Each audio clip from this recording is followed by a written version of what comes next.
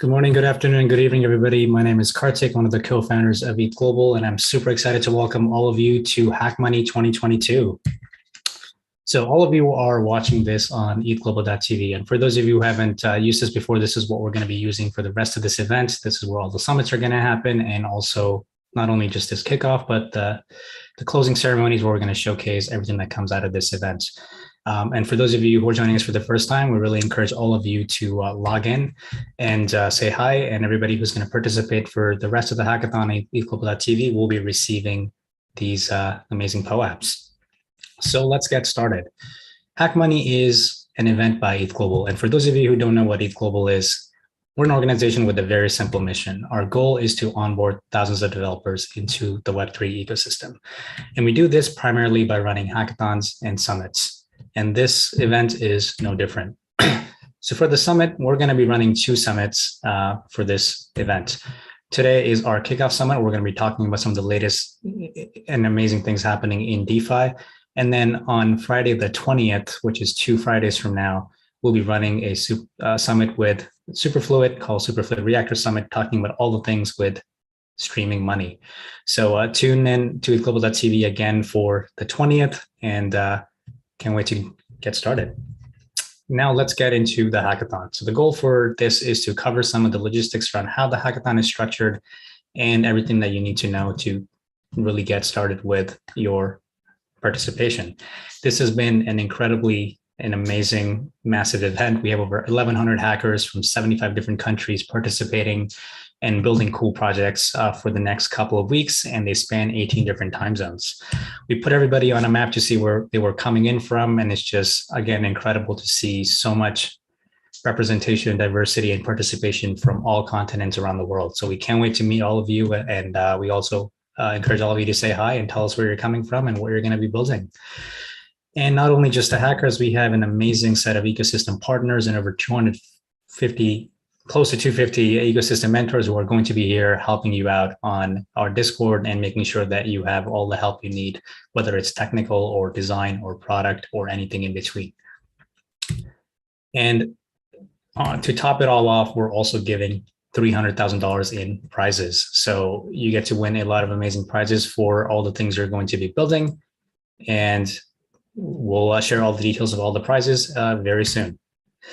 So before we jump in, I want to quickly thank some of our amazing partners, starting with Superfluid, Worldcoin, Uniswap Grants Program, Wallet Connect, IPFS and Filecoin, Aave Grants DAO, DYDX, Babylon Finance, Polygon, Bolts, Olympus, ZK Sync, Swing, Unstoppable Domains, Coinbase Wallet, Tempest, Gearbox, The Graph, AP Wine, Badger, UMA, Compound, EPNS, Transact, Covalent, Nervos, Gnosis Safe, Oasis Foundation, Arbitrum, Teller, Spheron, Connects, Fuel, Odos, Maker, Chainstack, Chainlink, Ira Finance, Wahoo, Redstone, Gamma, Dapless, Secured Finance, Blockchain Space, Upstart, and Consnap. There are so many amazing companies here, and they're giving so many incredible prizes. So we're going to go into all the prizes that you can win from each of these partners.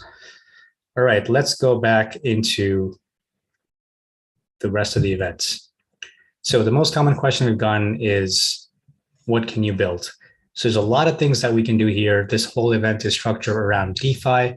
So all the things we're going to do is make sure that you have all the right tools and protocols and SDKs and help you need for building these amazing things. So the common categories that everybody is already excited to build are things around lending, trading, options, and NFTs. There's so many protocols that you can use, especially now that we've seen a lot of maturity around all the tools you can use compared to especially last year's HackMoney. We really want to see a lot of things on L2. So whether you're using Lyra on Optimism or trying out something with ZK Sync or just making really interesting dev tools to make it easy to deploy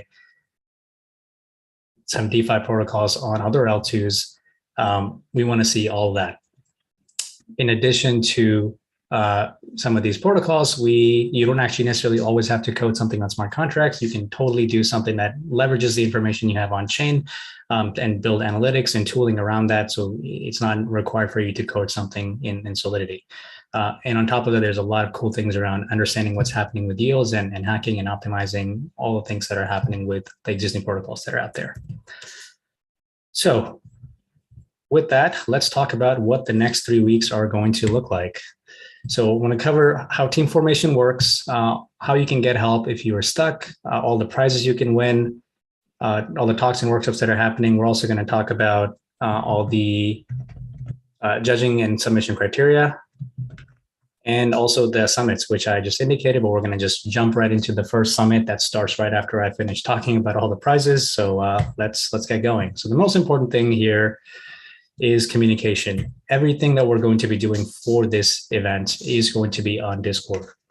And the way everything is structured is that if you are a confirmed hacker, which means that it shows on your dashboard that you are confirmed, you will be able to see all these channels on the left screenshot on Discord, which means if you don't see these channels under the HackMoney 2022 category, something is wrong with your Discord permission sync. So either contact us or go back to your hacker dashboard and see that you have actually connected Discord, because this will not be visible for anybody who's not participating at the event. This is also the place where all the mentors are hanging out, so you can ask for help in the mentorship help channel, along with any questions you have about any of our partners, and learning about what the prizes are, or if you need specific help on how to use a different protocol. All that is on Discord.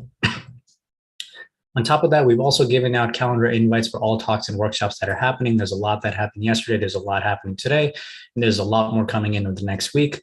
So you can directly see all these things on your calendar, but also everything is on the website. So anything you want to know on what's happening and where and when, everything is reflected live on the website. So whatever the website says is the real-time information and the up-to-date information. And we really want this thing to be asynchronous. So we understand there are people from 75 different countries here. If you're not able to make something that you really wanted to, don't worry, everything is recorded. So the second it ends, you can watch it on our YouTube immediately after and catch up whenever you have time. And the website for everybody to quickly get a reminder is defi.ethglobal.com. So let's get into how the hackathon is structured and how everything works. Hackathon officially begins now, which means that you can now start coding and working on your projects. You are allowed to work on your projects individually or with a team, and a team can be of up to 5 members. You have the next 2 weeks to hack, which makes the submission deadline 3 p.m. Eastern on Sunday, May 22nd. This is also reflected on your dashboard and on the website. And we'll be reminding everybody with these deadlines over email and Discord. So don't worry if you're catching up on this video late, or if you're not here or your team members are not here, we'll be doing a lot of relaying the same information as we get closer to this deadline. So the rules and criteria are very simple for this event. Everything that you're going to be working on should be done from scratch, which means that you cannot extend an existing project that you have been working on for fun or side project, or even a project from the previous hackathon. You must begin everything from beginning. It doesn't bar you from using a boilerplate template or open source libraries and tools. It's just that if you have been working on something personally, you cannot add a feature here and use that to qualify for any prizes or participate. I'm going to keep this short, but if you go to your info center, you will have a lot more detailed description on what qualifies and what doesn't. And if you have anything that you are still worried about, or you think there's a nuance or an edge case that you want to handle, please message us and get that clarification, because we really want to make sure that you're able to participate properly and you don't get disqualified at the end. In addition to that, everything that you're going to be submitting must be related to DeFi. This is a DeFi-focused themed event, so anything that is not a DeFi submission will also be disqualified for this event. And lastly, only RSVP'd hackers are eligible to win prizes, which means that each of your team members must be listed on your team as you are submitting the project and on your dashboard. So if any of them were not confirmed as a hacker, which means they haven't responded or confirmed or are not able to join this thing, and you end up winning a prize, if we don't see their name on it at the time of the submission or right now, that means we will not honor any prizes that are given to them. So please make sure that all of your team members are there, they have connected Discord, and they all can access the same project on their own dashboards. And of course, we really want this to be an event where we can accommodate everybody who's jumping into this space and trying to understand what is possible. So there's a lot of stuff going on for you as well. We have a lot of content and talks and workshops for beginners and experts. A lot of them already started yesterday. A lot of them are happening today, and there's a lot more happening next week too. So there's a lot of talks, workshops, and panels. We're also going to be doing a summit right after this thing where you can actually understand what people are working towards and what we think will be possible in the next few months to years. There's a lot more information around getting started and resources in your info center.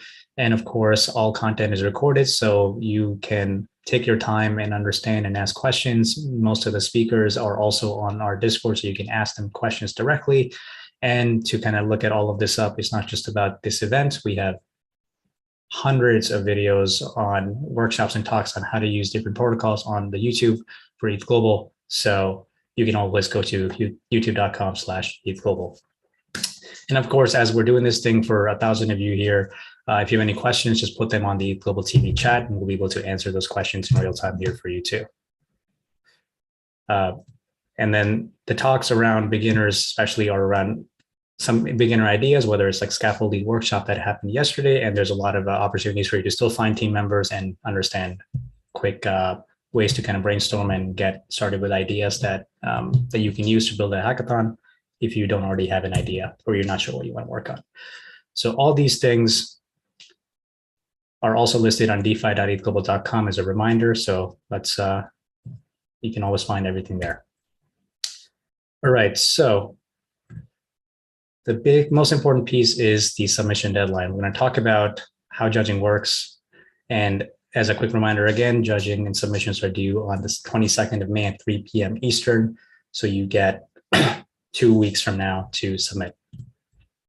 Let's also quickly talk about check-ins. So you may have seen this on your dashboard. It'll start appearing next week, but we're going to be doing quick mini check-ins, which work as a way for us to know if you are stuck on something or if you need to help somebody get unblocked. This lets us understand what we can help you with, or if you are not able to get some response fast enough to understand how some protocol works, we're able to sort of ping everybody to make sure that you are able to continue working on your project. And also, it becomes a quick feedback survey for us to see how we can improve this process for the future events. And your stake is returned as you can submit and work on a project. But all this happens to your dashboard, so don't be alarmed if you don't see anything. It'll appear as a section on your dashboard next week, and we'll send reminders of all these things as well. All right, let's get to the judging. So there's 2 ways judging happens. So the first one is the actual official main judging. So when you submit your project on Sunday, the 22nd, you will get to choose a judging appointment for the day after, where you are going to be presenting your project live. And the judging happens between 12 p.m. and 2:30 p.m. Eastern. And we'll be giving you a big heads up on making sure that we're able to accommodate everything as part of this event. In addition, if you are trying to win any prizes, that is part of the sponsorship judging process, and that is an asynchronous thing that's happening where, as you select which prizes you want to qualify for, we will be sharing that information with all of our partners, and they will be looking at all the submissions asynchronously and reaching out to you if they have any questions. So we'll share a lot more there next week and the week after, just as we would get ready for judging. But here's the quick summary. In addition to that, judging is, the submission itself is structured as a asynchronous, but also a live judging part. So to submit your project, you need to create a 4-minute demo video that showcases what you built, talks about who you are, why you chose to build that idea, and also shows a live demo. So we really want to make sure that you have enough time allocated to make a 4-minute video for your demo. Video submissions are required. That's the only way you'll be able to submit and qualify for any prizes. So please don't wait until last minute to create this thing. We recommend you give this at least 1 to 2 hours in total to just dedicate and not do this last minute. All these things will also happen asynchronously and through your dashboard. So all the details you need are going to be visible when the time comes just before the deadlines directly on your dashboard. And lastly, I want to talk about the code of conduct. Even though this is an online event, our rules and code of conduct still applies, and you can check out the rest of the rules on ethglobal.com/rules. But the gist of it is that please be respectful, and harassment and abuse will not be tolerated in any form. And in addition to the rules in our code of conduct, anything that you build as part of this event is solely owned by you from the intellectual property standpoint. So you are the owner and you retain full rights to anything that comes out of this. If you need any help, if you have any other questions, please reach out to us, whether it's on Discord or email, and we'll be able to happily respond to any questions or concerns that you have.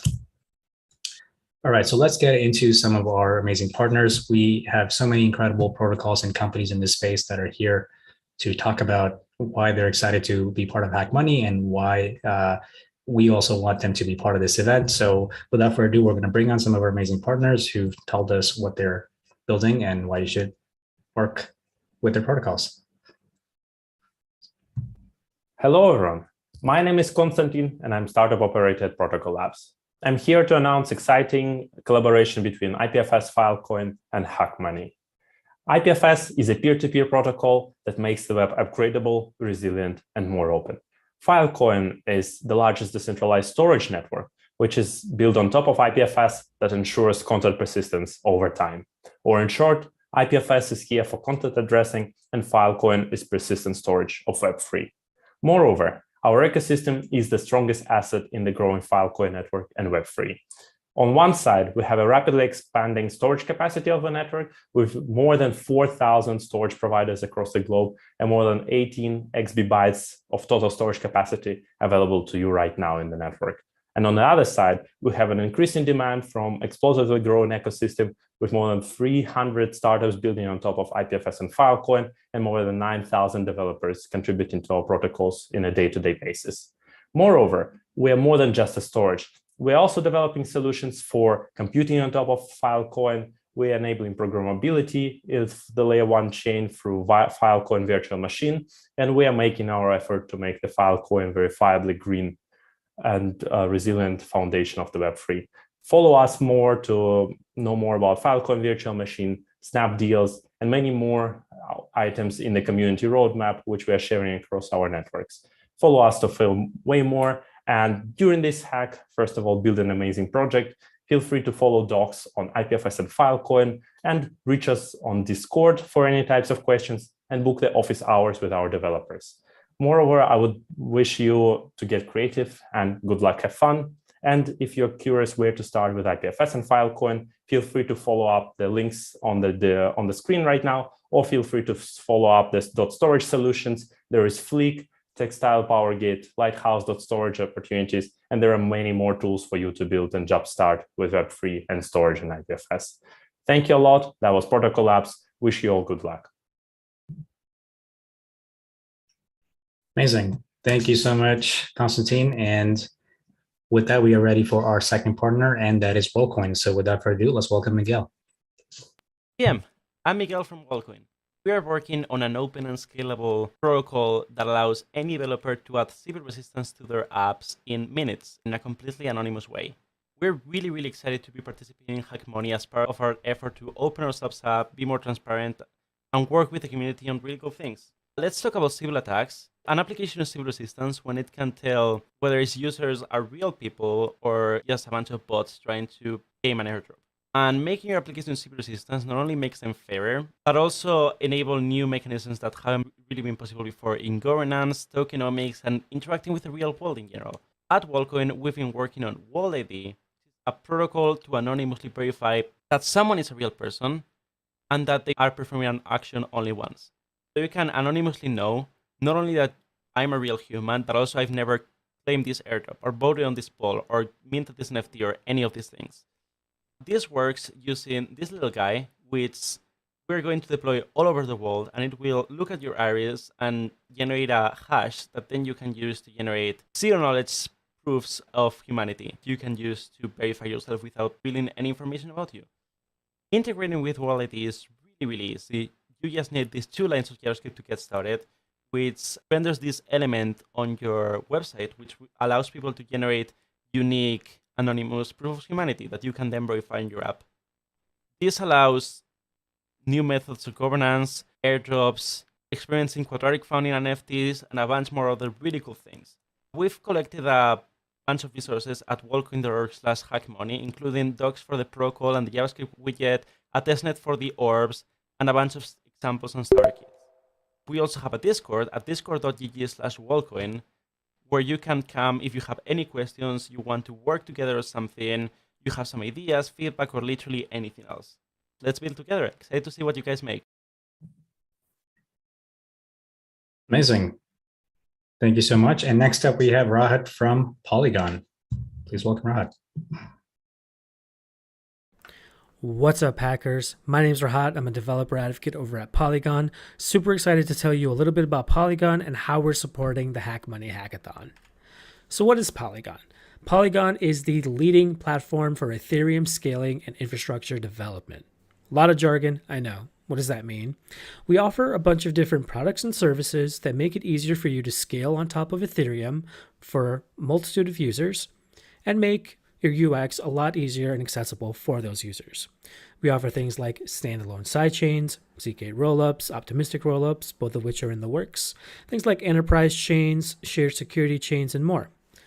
I'm really excited for you to dive into this ecosystem with me. But the main thing I really want to point out is how easy it is for developers who are already building on top of Ethereum. Everything you've already learned, everything you've already been using in the Ethereum ecosystem maps one-to-one right over to Polygon.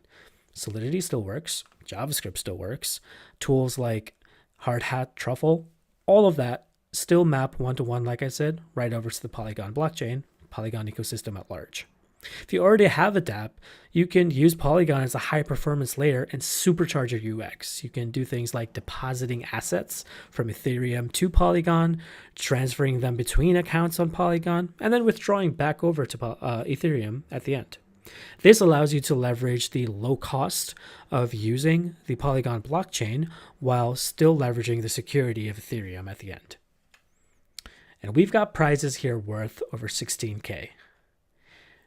Polygon track prizes include a first prize of $5,000, $2,500, $1,500, and a pool prize of $1,000.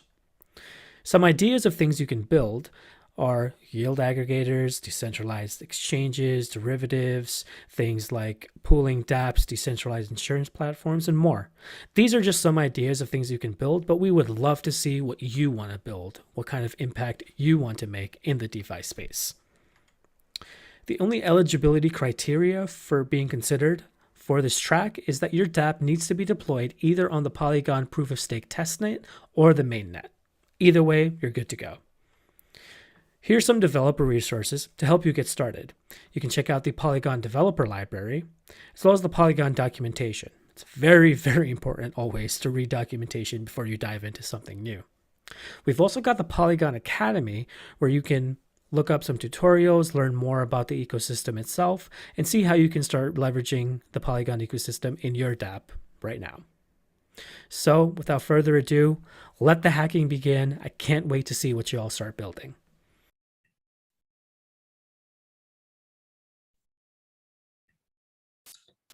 Amazing. And next up, we have Pedro from Wallet Connect. So let's hear everything Wallet Connect. Welcome, hackers. Worldcoin is proud to be sponsoring HackMoney, the 30-day online hackathon organized by ETH Global, where you will be able to build your favorite projects and win prizes online with anyone around the world. So what is Worldcoin? Worldcoin connects mobile wallets and desktop wallets to your dApp. It makes it very easy by providing a very simple SDK that you can integrate into Ether.js or Web2.js, and you can easily just build smart contracts on Ethereum, Polygon, Optimism, or any EVM chain. So with Wallet Connect, we provide a secure communication protocol that supports more than 100 wallets. Any wallet that the user uses will be able to connect to your wallet, to your dApp very simply, and then with the SDK, you can request transactions and get their accounts. Wallet Connect supports also testnets, but you should be looking at which wallets support testnets for your projects. Why is Wallet Connect important? Wallet Connect allows you to support multiple wallets without having to choose which wallet the user should be using. It's not about desktop or mobile, it's about WallConnect running everywhere. We have documentation at docs.wallconnect.com, and we also will be able to help you at the ETH Global Discord under sponsor WallConnect. If you have any questions, please reach out to our team, and we're also going to have a brainstorming session, a workshop, where we're actually going to help you out with integration as you go. So where can you find us? You can find us on Discord, and you can find us on docs.wallconnect.com. And if you need any help, please reach out. And don't forget that we have also bounties for you. So projects who use WallConnect will be able to win extra prizes. Good luck, hackers, and happy hacking. Thank you, Pedro. Next up, we have Boris from Uniswap Grants Program. Let's welcome Boris. Hi guys, Boris from Uniswap Grant Program here. First of all, big thank you to the ETH Global team for organizing HackMoney. We've been at ETH Amsterdam, we had lots of fun, and we are very excited to continue supporting ETH Global Hackathons. A little more information about the Uniswap Grant Program. So we are a community-run grant program established by the Uniswap governance. We've been live for a little over 15 months, and during that time we've given out grants to 150 plus different grantees. Areas we focus on are governance, community, tooling, developer experience, and growing Uniswap ecosystem in general. More information about Uniswap. So Uniswap is a decentralized AMM on Ethereum. It has 3 different versions, with version 3 also being live on Polygon, Arbitrum, and Optimism. For HackMoney, we've prepared 2 different categories. The first category is tooling. So whether you want to create something cool for other developers to use, or you want to create something for Uniswap end users, both projects will fall under this category. The second category is innovation.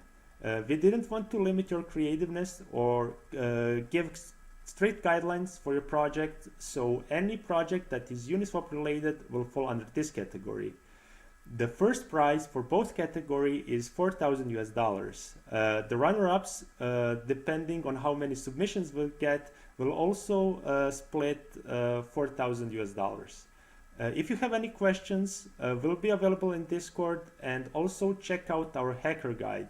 There you will find links to different resources and tools which will help you in building your projects. We wish you happy hacking. Thank you for your time, and talk to you in Discord. Amazing.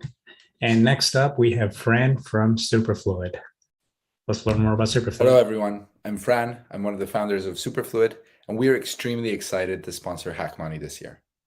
Superfluid is hacking money. We are a protocol that enables on-chain streaming of assets in a way that's never been done before. Streaming money is this concept of sending funds over time from one account to another without requiring ongoing recurring transactions. And what this means is that you can pay people with no delays because they get paid every second and no unpayment risk as a result. This is simply impossible in traditional finance.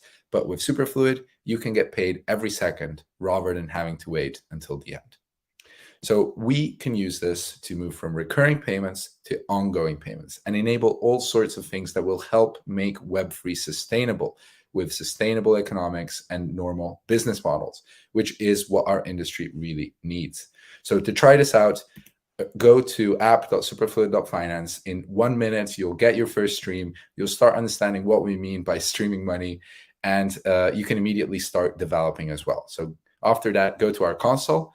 And this is basically an explorer. You'll be able to explore, click on other people's accounts, see their streams, just kind of check out what's going on in the blockchain. When you start building, you'll need our JavaScript SDK, our subgraph, but also our Solidity libraries. So what I would recommend is to go to look for our examples, fork one of those, and just get started from there. If you're not sure what to build, hack.superfluid.finance has some great ideas. I'm extremely excited about the Superfluid Reactor. This is something we launched just a few days ago. It's an accelerator where we take no stake in your company and we purely focus on helping you succeed to build on top of Superfluid. We help you from product refinement to investor introductions, and really we are there for you. So consider HackMoney the first step in your Web3 career. On the 20th of May, we will be supporting the Superfluid Reactor Summit. This is something we're organizing with ETH Global. We'll be highlighting great apps some of the future of the Superfluid protocol, but we'll also talk about the Web3 economy. So come and join us there, and overall, get ready to hack money and build the future of finance with us. Thank you so much, Fran. Super excited for Superfluid Reactor Summit in 2 weeks as well. But last but not least, we have Babylon.finance.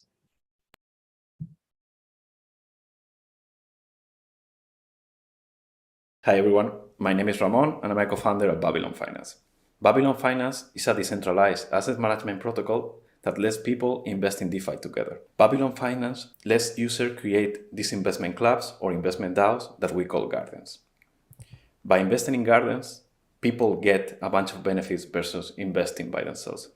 First of all, they share all the gas execution costs. So if you have 100 members in a garden, you will get 100 of the cost versus investing yourself.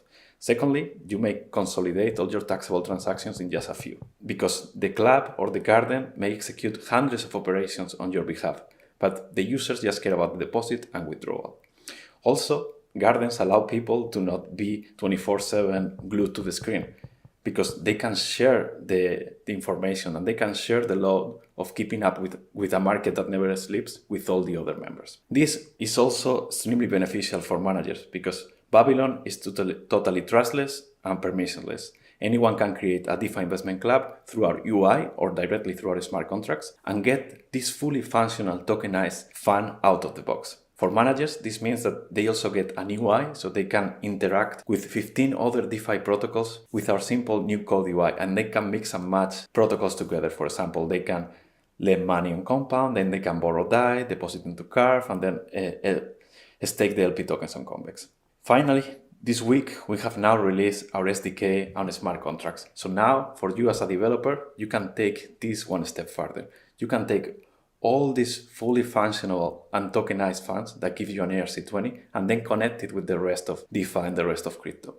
We can't wait to see what you build. To get started, please visit docs.babylonfinance/developers. Thank you. All right, those were some of our incredible partners that are excited to share about what they built, but we have a lot more coming, which is we want to talk about all the other prizes that are going to be given out. And we have some more quick videos from all of our partners going into specifics of the prizes. And then after the prizes, we are going to be ready to kick off with the first summit talk. So without further ado, let's get into the prizes. So the first one is IPFS and Worldcoin, and let's learn about what you can win here. Hello, everyone. That is Konstantin from Protocol Labs, and I'm happy to announce prizes for the HackMoney. To participate in our prizes, the challenge is very, very simple. You need to build a solution or project with a best use of IPFS for content addressing and or Filecoin for decentralized storage, or anything that builds on top of either. You can use freely any storage helpers that we suggest in the keynote speech, and there is an amazing pool of prizes for you to compete in this HackMoney hackathon. I wish you all good luck. I wish you all to see an amazing projects and amazing time during the hackathon, and looking forward to your submissions. Thank you. All right, and to go directly into the prizes, you can win $11,000 in first, second, third place of the best use of Filecoin IPFS. And there's also a pool prize for $5,000, which means that anybody who uses an IPFS or Filecoin integration will split the amount equally for their team. So we'll kind of just rush through some of these, the details, and then all the specifics around what qualifies, what doesn't qualify, what is a meaningful integration is all going to be on the prizes page from your Hacker dashboard and on our website. So with that, let's go on to our next prize category, and that is Worldcoin. Hey, it's me again. Worldcoin has a prize pool of 16K for anyone building on top of Volatility.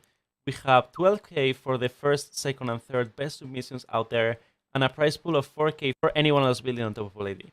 Excited to see what you guys make?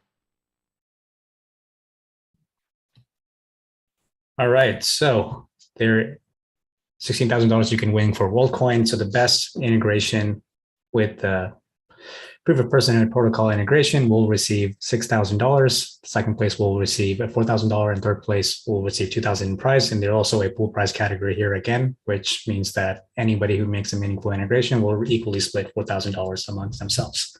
Next up, we have Wallet Connect. So Wallet Connect is not only sponsoring this hackathon, but we also have $16,000 in prizes for all of you hackers. So in order to be eligible for the bounties, you just need to support Wallet Connect in your project. You go into the documentation, you follow the tutorial, and you have a complete integration with Wallet Connect to connect your wallet and sign a transaction, and you become eligible for these prizes. We created 2 special tracks for this. We created the multi-chain finance track, and we created the social impact track. If you build a project that uses cross-chain with Ethereum, Optimism, Polygon, and other layer 2 solutions, you qualify for the multi-chain track. And if you build a project that particularly helps create social impact, democratizing, or human coordination, you go into the social impact track.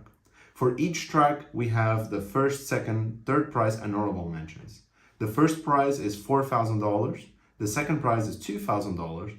The third prize is $1,000, and 2 honorable mentions for each track as well, which have $500K. That's a total of $16,000 in prizes that you can win by integrating Wallet Connect. So follow our documentation and check out our workshop to see how you can become eligible for the bounty. Amazing. And just to summarize, the Wallet Connect prizes, $16,000 you can win. So the 2 integration tracks are DeFi and social integration. So first, second, third place will receive $4,000, $2,000, and $1,000 each.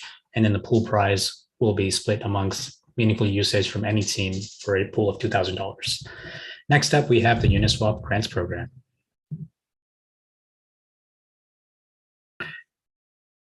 So for Uniswap, you have 2 ways you can win different prizes in 2 different categories. So the best use of the Uniswap tooling that makes a meaningful contribution and uses existing tools to make the developer experience on Uniswap better will receive $4,000 for the first place, $3,000 for the second place, and $1,000 for the third. And then the most innovative implementation of Uniswap contracts into their project will receive $4,000 for the first place, $3,000 for the second place, and $1,000 for third place. Next up, we have Superfluid. Hey HackMoney, I'm Sam with the Superfluid team, and we are very, very excited to be sponsoring this event. So what is Superfluid? We're a protocol that it's enabling real-time finance, and that means that one of the things we like to do is stream money. So we support digital native programmable cash flows, which let you transfer money in real time, second by second, with no capital lockups, where everything is programmable and completely on-chain. We have $16,000 in prizes for this event, and I will go through them here. So we have $4,000 for the top overall project built on Superfluid, $3,000 for the best project built for streaming in and out of LP positions, $3,000 for the best lending application built on Superfluid, $2,000 for the most innovative use of Superfluid's new ACL, or Access Controllers feature, $2,000 for the best use of Superfluid for insurance, $1,000 for the top project built on Superfluid and AP1, and then another $1,000 prize that's open for a good integration with another sponsor's tech. We want to help you build. Please reach out to me in Discord at SamFSuperfluid throughout the event if you have any questions. Join our Discord and ask us questions there. And we are really excited to help you build an awesome project. There's a lot of prizes that Superfluid is giving in so many different categories. So I'll just quickly go through each of them here, which is the top overall project that uses Superfluid will be receiving $4,000. The best one to make streaming in and out of LP position will get $3,000. The best lending application that leverages Superfluid will receive $3,000. And the most innovative use of Superfluid's ACL feature will receive $2,000. The best idea that incorporates Superfluid for insurance will get $2,000. The best integration that works with the AP1 SDK and protocol will receive $1,000, and any other integration that you blend with Superfluid and any of our other partners for this hackathon will receive $1,000 for the best implementation. So there's a lot of things going on with Superfluid. Can't wait to see what everybody builds. And then we have Babylon Finance.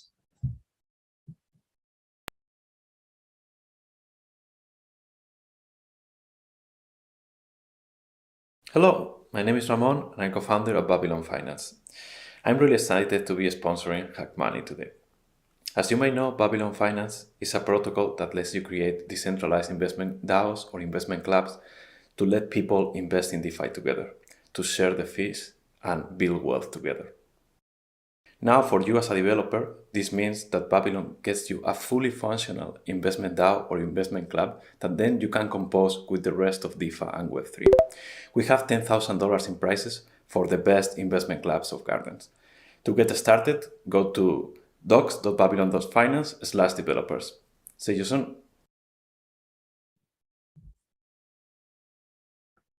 All right, just to summarize, you can win $6,000 for the first place, $3,000 for second, and $1,000 for the third place. Best integration and use of Babylon Finance. All right, next up we have ZK Sync. ZK Sync version 2 is an ultra-scalable layer 2 for Ethereum that supports Solidity out of the box. Its security relies on cryptography rather than validators, and it provides finality in minutes instead of weeks. We have $8,000 in prizes for HackMoney, $3,000 for the most interesting application built on V2, and a $5,000 pool to be split equally amongst all entries. We're also about to launch the first round of ZK DAO, which is a $200 million ecosystem fund, and a requirement for round one will be having a working demo. So if you want to turn your hackathon project into something a little bit more, here is a head start. If you have any questions or need ideas, send us a message in the HackMoney Discord, and here is the link to get started. Amazing. So you can win $8,000 for the best ZK Sync integration, for $3,000 for first place, and a pool prize category there that will be splitting $5,000 equally for every project. Next up, we have Badger Finance. Badger is a decentralized autonomous organization dedicated to building the permissionless products and infrastructure needed to accelerate Bitcoin and decentralized finance. We've got some great prizes up for grabs at this year's HackMoney. The first of which is to build a yield farming strategy with Badger 1.5 mix. Second, build anything on top of the Badger Rewards Manager. And add any valid submission using Vaults 1.5 or the Badger Rewards Manager is eligible for a piece of the pool prize. Best of luck to all the hackers. Looking forward to seeing all your submissions.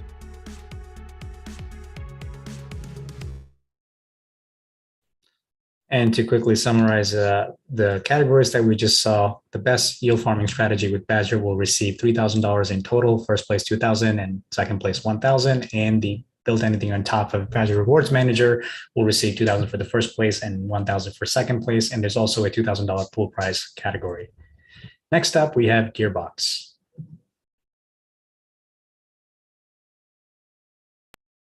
Hi, ETH Global HackMoney participants.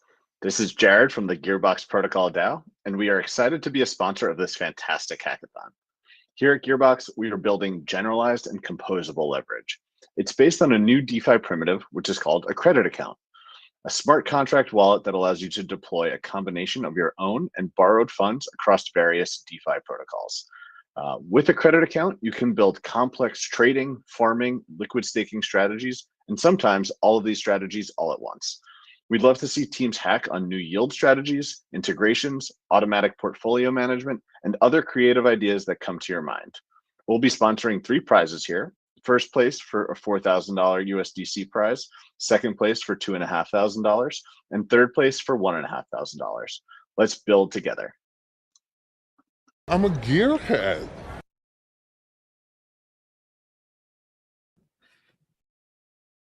All right, and to summarize the Gearbox prizes, first place will receive $4,000, the second place will get $2,500, and third place will get $1,500 for the best use of a credit account on Gearbox.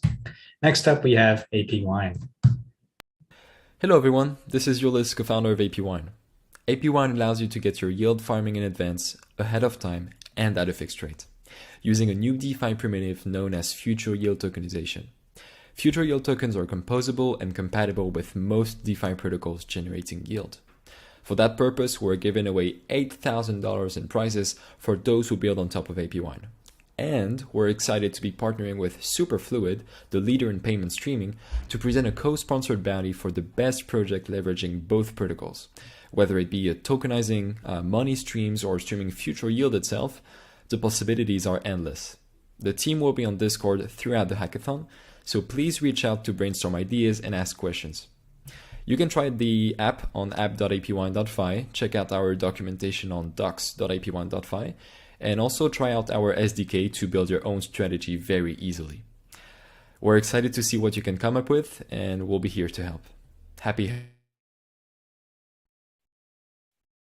Amazing. And just to repeat the prizes, the best yield strategy leveraging the SDK will receive $5,000 in APW tokens. The best integration with another protocol will receive $2,000 in APW tokens, and the best co-integration with Superfluid will receive $1,000. Next up, we have UMA. Hey everybody, I'm John Shutt from UMA. We are the optimistic oracle for Web3. What that means is basically any information you need from your smart contract, whether that's real world events, cross-chain data, off-chain calculation, price feeds, you name it, we can deliver it. We're really excited to be here as a sponsor at HackMoney. I was actually a competitor at HackMoney a couple of years ago, and this is a great opportunity to just work on something really creative, and we want to be in your toolkit. We're offering a couple of prizes. There's a $5,000 prize for the best use case of the optimistic oracle and a $3,000 prize for runner-up. We've got engineers like me on hand to help you. Reach out to us. We've got an ideas bank, a lot of cool protocols, a lot of cool products that you can build on top of UMA, and we'd love to hear your ideas and help you build it. Reach out to us on Discord. It's always good to see a familiar face. And to summarize the UMA prizes, we have $8,000 in total, where the first place receives $5,000 and second will get $3,000. Next up, we have Volts. Hey everyone, I am Simon. I am one of the co-founders of Volts Labs, and we have built Volts Protocol, which is an interest rate swap AMM, which basically means you can trade fixed or variable rates with leverage. The protocol is a super low level building block, and it's creating a brand new market for DeFi that's going to be huge. So you got an opportunity to be involved super early in this massive market. Plus, because the protocol is such a low level building block, there's a huge array of different products that you could build. That ranges from stuff like a fixed rate vault all the way through to more complicated products like swaptions or even on-chain fixed rate mortgages. Whatever you build, we're super excited to help. We do, of course, have prizes for the best kind of products that get built through the hackathon, which breaks down as 4K for first place, 2K for second, and 1K for third. If you've got any questions, hit us up on Discord. Otherwise, good luck, and we're super excited to see what you build. So Volts is offering $8,000 in prizes, where the first, second, and third place will get $4,000, $2,000, and $1,000 respectively, and a pool prize category of $1,000. Next up, we have Tempest. GM, everybody. My name is George, and I'm here to present Tempest rewards for HackMoney. Tempest built fixed income protocol so far, and we are looking for the best implementation on top of it. However, we have also a pool prize that will be split between everybody that builds on top of Tempest. Also, we are looking for long-term collaboration with the teams through our grants program. Enjoy hacking.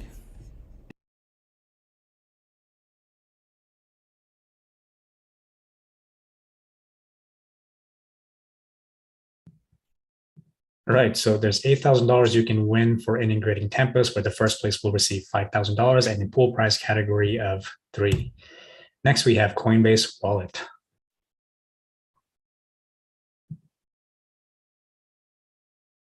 Hello, HackMoney. I am Shanna Matthews. I'm a developer advocate at Coinbase, and I'm here to talk to you about some prizes that we have for using Coinbase Wallet in your hackathon project. Coinbase Wallet is our self-custody wallet with millions of users. We've also got great features like our newly launched fiat on-ramp called Coinbase Pay. For this hackathon, we have a $6,000 pool prize for using Coinbase Wallet in your project, and we're also giving away special bonus prizes for submitting awesome feedback on what your experience integrating Coinbase Wallet was like. I'll be giving a talk about Coinbase Wallet and how to integrate it, and you can find more details on our prizes available on our Discord channel. Happy hacking! So, Anybody who integrates Coinbase Wallet will be splitting $6,000 equally for their teams. So that's an amazing pool prize category. And next up, we have Ira Finance.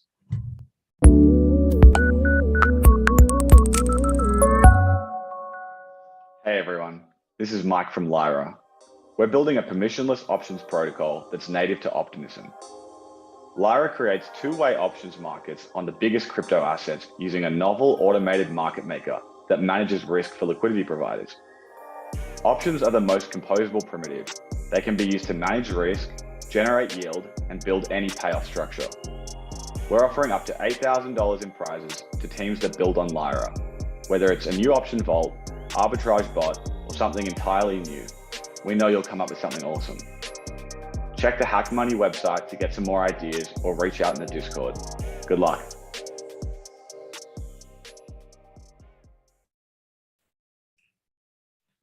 And to summarize the Lyra prizes, there is $4,000, $2,000, and $1,000 for the first, second, and third category winner place, and then a pool prize of $1,000 that you can split for a meaningful integration. And then we have Swing. This is Vivek from the Swing team, and we're super pumped to be supporting HackMoney this year. There's two reasons why you should be building with the Swing API. With a single API and SDK integration, you get instant access to multiple blockchains, liquidity sources, and cross-chain bridges. Also, we help developers cut down their integration time from weeks to just hours. Check it out. We support about 20 plus blockchains, 9 bridges, and 40 plus liquidity sources out of the box. You can see a full list on our documentation page as well. We're giving out about $8,000 in prizes this year. And if you have any questions, check out our docs at documentation.swing.xyz or message us at the HackMoney Discord channel, sponsor-swing. Happy hacking, guys. Look forward to seeing all the work you guys put in. Amazing. And to summarize, the first place will receive $2,000 for the best integration of Swing. Second place will get $1,300, and third place will receive $1,000. The pool prize is split between all projects for $4,000. And with that, let's go into the remaining prizes. So next up, we have Polygon. So there's a lot of prizes you can win for Polygon. $6,000 for pool prize category that's going to be split between 6 projects. So every project will get 1,000, and the first, second, third place will be receiving 5,000, 3,000, and 2,000 each. For the Aave Grants prize and integration, first place will get 7,500, second place will get 45, and third place will get 3,000, and the fourth place will receive 1,000. DYDX grants program is also offering a lot of amazing prizes for the best integrations. The first place gets 5,000, second place gets 3, and the third place gets 2. For unstoppable domains, you can get 2,000, 1,500, and 1,000 for first, second, and third, and 3,500 for a pool price category. So any integration will split that equally. Then we have graphs. So the graph first, second, third places are 2,500, 1,000, and 500, but it's split into 2 tracks, which is the best use of an existing subgraph and a best new subgraph that is contributed to the protocol and the Explorer for that category. Then we have Arbitrum, where you have 2,500 for the first place and 1,500 for the second place. Then we have Connext, where the best use of a cross-chain dApp that uses permissioned calls will receive $3,000, and the best use of a cross-chain dApp that uses permissionless calls will receive $1,300 for integrating with Connext. Then we have Chainlink, where Chainlink is offering the $1,000 in link tokens to the top 4 projects that use the Chainlink SDKs. Waku is offering $1,000 for the first place for the best integrations for sending and receiving messages in a decentralized manner, and a pool prize category of 2,000. Then we have Fuel Labs. Fuel Labs is offering $2,500 for the first place, $1,000 for second place, and a $500 prize for third place for the best integration with Fuel, and a pool prize category of 4 that will be split equally for all meaningful integrations. Then we have EPNS, where you will receive $2,000, $1,500, and $500 for the first, second, and third place for the best integrations. Then we have Odos, and you can receive $500 for a cross-chain token swap or an NFT swap idea, $500 each. Then we have MakerDAO, and MakerDAO is offering a $4,000 pool prize where $4,000 will be split equally for all Maker integrations for your projects. Then we have Chainstack, and Chainstack, you can receive $2,500, $1,000, and $500 for the first, second, and third place for integrations. Then you have Gnosis Safe. So it's a lot of interesting things that we can do here. For the roles modder, the best use of Zodiac roles modifier on Gnosis will receive $2,000 as the winning prize. And then the best project on top of Gnosis, just in any given category, will receive 2,000 prize as well for the best integration. Then we have Ira Finance, and there's a pool prize of $4,000 that's going to be split between anybody who uses Ira for a meaningful integration. Then we have Redstone, where you can receive $3,000 for first place and $500 for second and third place each for a most efficient use of a cost-efficient Oracle integration. Then we have Teller, where you can receive $2,500, $1,000, and $500 for first, second, third for a Oracle integration on top of Teller. And then we have Covalent, who are offering the $4,000 pool prize for the best integrations for a Covalent API for getting on-chain data. We have Nervos, and you can receive $2,000 and $1,000 for the first and second place for a Nervos integration for your project. And then we have Compound Finance. Compound Finance, so best integration that uses Compound protocol or an upgrade to the protocol will receive $3,000, and there's a pool prize category of $1,000 that's going to be split between all projects. Then we also have Spheron, where the top 10 projects who have Spheron for hosting their web app will receive $200 each for making a decentralized storage network integration. Then we also have a $4,000 prize from Transact for a Transact integration that's going to be split equally between all teams. Oasis is offering the best privacy integration, where the best integration will receive a $4,000 prize. And to kind of summarize all these things, all of these prizes are listed with a lot more detail, especially with workshops, documentations, and nuances around what qualifies and what doesn't. On this URL, you can head over to defi.ethglobal.com/prizes. And finally, just to close up logistics before we go into all of our amazing talks, we really want you to have fun here. Please pace yourself. This is a couple-week-long event. We really don't want you to tire yourself out or compromise your sleep over building cool things. We don't want this to be exhausting for you. We want this to be about experimentation and learning. So have fun. Ask us questions if you're stuck. Ask all of our partners questions if you need help with something. And you don't necessarily have to stay up at 2 a.m. to watch some talk. If it's not in your time zone, everything will be recorded, and we're going to make sure that you are able to catch up if you miss something. This is designed to be asynchronous by nature. So with that, happy hacking, and we'll see all of you on Discord. And for those of you who are joining us for the summit, welcome again, and let's get started. All right, so let's go into the summit. Today is our Kickoff Summit, and we have an amazing set of speakers that are going to be talking about all the interesting things that are happening in DeFi. So to give a quick overview of today's schedule, we're going to have Alexis first talking to us about Squeeth. Then we'll have Arjun talking about how we do DeFi in a cross-chain world. Then we're going to talk about how DeFi is making the rest of the world permissionless in a super interesting and a unique way. Then Kaito will be talking about treasury and sustainability and how do we actually manage these things and treasuries at scale.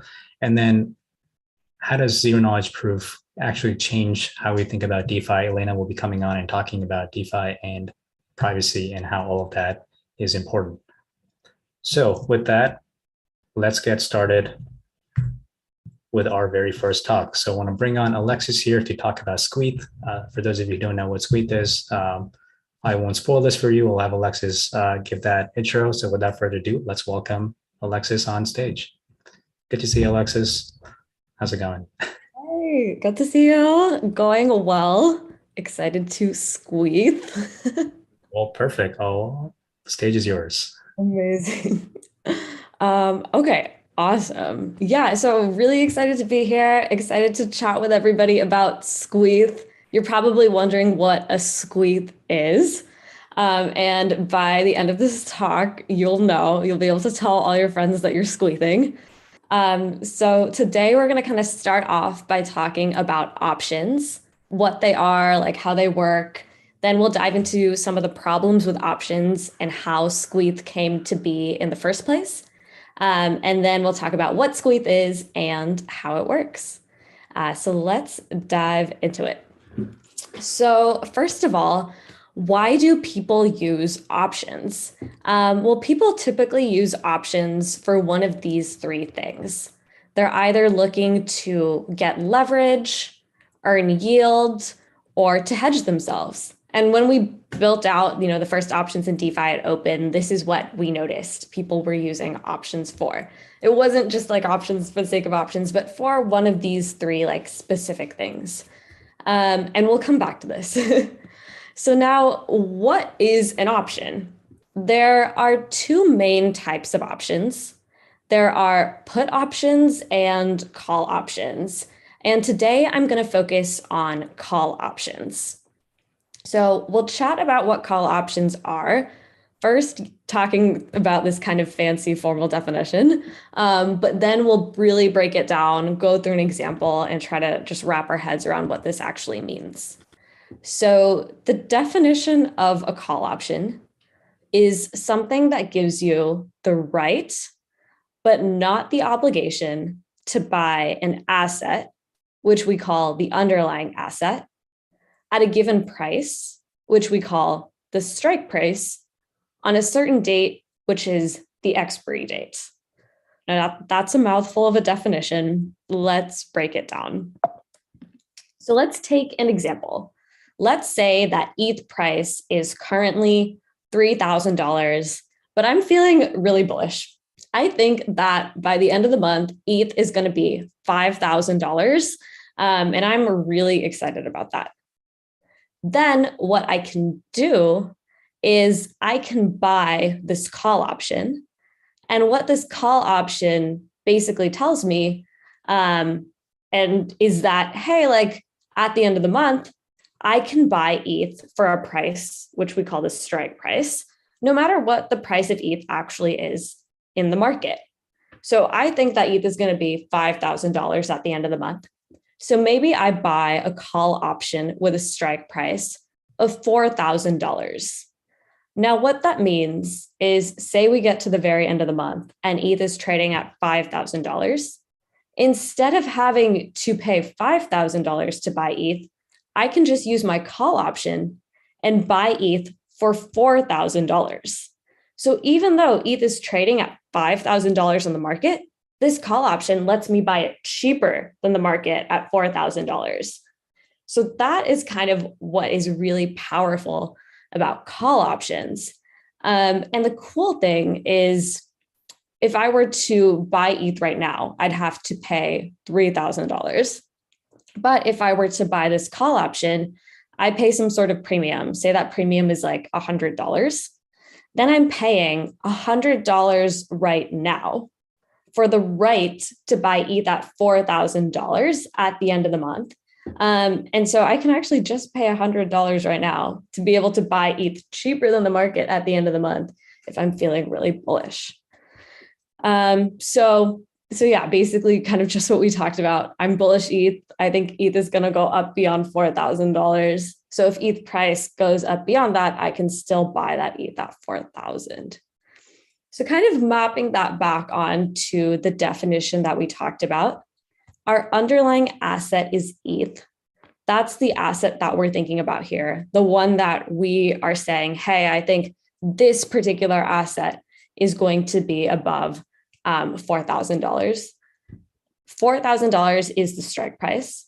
That's the amount that I'm trying to buy this underlying asset for, even if the market price is greater. February 28th is my expiry date. So I can do this, on February 28th at the end of the month of February. And I actually have a choice. This is actually really, really interesting. So you might be thinking, okay, ETH goes up to $5,000 at the end of the month. Why wouldn't I want to buy ETH for $4,000 when, for cheaper than it's on the market at $5,000? But what if we go the other way and have some sort of like bear situation where ETH is at $2,000? Then do I still have to buy ETH for $4,000? Am I locked into this price? And the answer is no. If ETH goes down, you don't have to use your call option. You have the choice to use your call option. So if ETH went down, I probably wouldn't use this call option. I wouldn't buy ETH at $4,000. But if ETH went up to 5,000, then I'd want to use it. So you have this nice choice, which is that right, not obligation that we talked about. So what does this look like? Well, the cool thing here is you actually have limited downside and unlimited upside. So I'm paying $100 to buy this call option. If ETH goes down and I don't want to use the call option, then all I've lost is this $100. And if ETH goes up, I just keep making more and more and more as the ETH price goes up. Say ETH price goes up to 8,000, I can still buy it at 4,000. So that gives us this really, really nice property of limited downside and unlimited upside. And we have a fancy word for this property. So if you've ever heard the word convexity, all people are trying to say is limited downside and unlimited upside. So that's what people are talking about when they say convexity. And it's this really nice property that you get here. Okay, cool. So now you might be thinking, well, that's great. Unlimited upside, limited downside, like I want that. So who is trying to sell this to you? Who is taking the other side of this bet? Well, these are people that are actually earning premiums for selling you that really, really nice choice and that really, really nice payoff.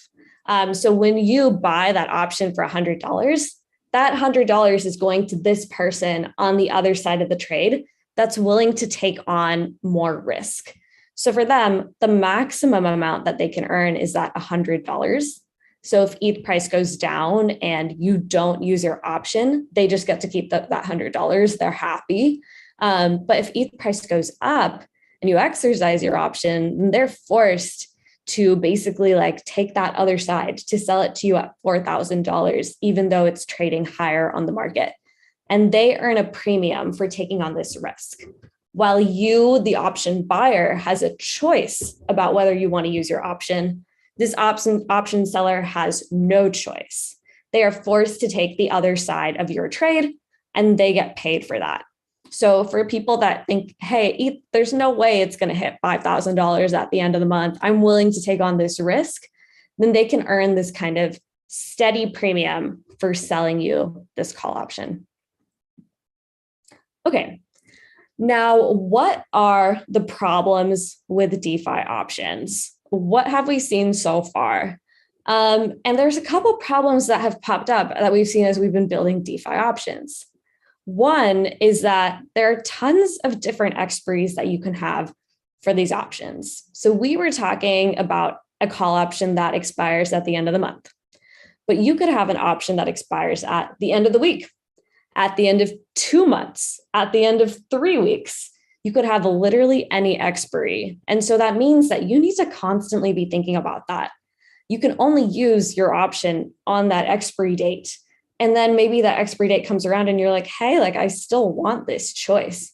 Then you have to manually kind of roll over your option to the next expiry. And then you have to make that choice up front. Like, do I think ETH's going to hit 5,000 at the end of this month? No, maybe the end of next month. No, actually next week. And so there's kind of a lot of choices that you have to make. And if choosing expiries wasn't enough, you also have to choose your strike price. So maybe you think ETH is going to go up to 5,000 or maybe 3,000 or maybe 3,500.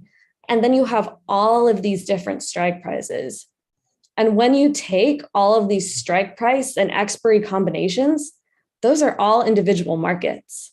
So the $4,000 call expiring at the end of this week is different from the 4,000 call expiring at the end of the month, is different from the 3,000 call expiring at the end of next month. And so you end up with liquidity fragmentation because you have all of these different separate markets that you have to build liquidity around. And that makes things really difficult. And so we were like, okay, there's all of these problems with DeFi options right now. How do we solve them? So we went to the forest. literal forest. And we were like, how do we solve these problems? And it was there in the forest that we found Squeeth. And Squeeth solves these problems. Squeeth is like a call option in terms of its payoff. You still have that really nice unlimited upside and limited downside, but you have no expiries, no strike prices, and that means you can have one liquidity pool. So we're building liquidity around one instrument. We're taking out all of those choices and those things that you have to think about, and you're still able to get the heart of what you're getting with a call option, but in a much more liquid and simple way. So what is Squeeth? Well, long Squeeth is very similar to a call option. This blue line here is Squeeth, and you can see that you have this unlimited upside and limited downside. It's like a call option, but it's more curvy. So the call option is kind of like that, and Squeeth is like even curvier. So it kind of gives you like this convexity, but in a better and more perpetual form. And so that's kind of one way to think about Squeeth, like a call option, but with no strike price and no expiry. But there are also a couple of other mental models that can be useful to help us understand Squeeth. So just starting with the name, what does the Squeeth name mean? Well, it's squared ETH, Squeeth. And so this blue line here is literally the right side of a parabola. Like if you were to take x squared and plot it on a graph, that's what this blue line is. So we literally are taking ETH price and squaring it. And that's kind of this blue line that you get here. You can also compare it to something like 2x leverage. And you can see that kind of compared to 2x leverage, when ETH goes up, you do better with Squeeth than with 2x leverage. When ETH doesn't move that much, you're kind of getting about the same payoff. And when ETH goes down, you get liquidated with 2x leverage, but you don't with Squeeth. And so another kind of way to think about it is as perpetual leverage without liquidations. So those are kind of a couple mental models to think about Squeeth to start to wrap your head around it. We see that it's got similar properties to the call option in terms of that limited downside, unlimited upside. Got that nice curviness, which you don't get with the kind of 2x leverage or perpetual swaps. You have no liquidations, similar to a call option, but your payment, you're kind of paying a continuous payment, which is a little bit more similar to perpetual swaps versus like a one-time premium that you pay with a call option. So some mental models about how to think about Squeeth. So now you're probably thinking, okay, like that's great. Now I get like this perpetual call option thing. I have even more unlimited upside and limited downside. Who's taking the other side? And pretty similar to going short a call option, the person on the other side is willing to take on some risk in a return for earning fees. So in this case, they are earning those continuous funding payments for being short Squeeth and kind of taking the other side of that position. And the way this works from a mechanism standpoint is actually very similar to something like MakerDAO. If I wanted to go short Squeeth, I could put down some ETH collateral into a vault, and then I could mint some Squeeth the same way I would like put ETH collateral into a vault and mint some DAI. And then to go short Squeeth, I would sell that Squeeth that I just minted on Uniswap. So Squeeth trades on Uniswap v3. If I wanted to go long Squeeth, I would just buy the long Squeeth ERC20 token from Uniswap. And if I'm going short Squeeth, I'm selling that same ERC20 on Uniswap. And so that's kind of how things are working behind the scenes. Now, why is this relevant? We'll get into that in just a second. So we have this crab strategy because when you're going short Squeeth, like I mentioned, it's similar to MakerDAO. Like you're putting down collateral into a vault. you're minting squeeze. And so that means you need to be thinking about things like your collateralization ratio and your liquidation price. It's a bit more of a managed position. So to make that easier, we built this thing called the crab strategy. And the crab strategy is an automated strategy that uses short squeeze to let you earn funding without you having to worry about the nuances and details of your collateralization ratio, liquidation price, etc. So the strategy is managing that for you. And what this strategy is doing is its goal is to make US dollar returns. You're trying to earn funding without necessarily taking a view on ETH. So remember how I mentioned that when you go short squeeze, you have to put down ETH collateral into a vault? Well, that means that you have some ETH exposure. So what this strategy does is it hedges out that ETH exposure. So you're just trying to earn funding. And so you can deposit to strategy, earn the funding fees, and not really have to think about your liquidation price or collateralization ratio. Of course, this comes with its own risks, like you're going short squeeze, you're paying those rebalancing fees, but it's a much simpler way to kind of take the other side of the squeeze trade. So those are kind of some of the fun ways to squeeze, but we've got a couple more ways to squeeze. So like I mentioned, squeeze trades on Uniswap. So that means that you could be a Uniswap LP for squeeze. And the main pool is the squeeze ETH pool. And there are a couple different ways that you can LP on Uniswap. So when you're LPing on Uniswap, you need to provide two assets. You need to provide ETH and you need to provide squeeze. So there are two different ways that you can get that squeeze to LP with, and each way gives you a slightly different payoff.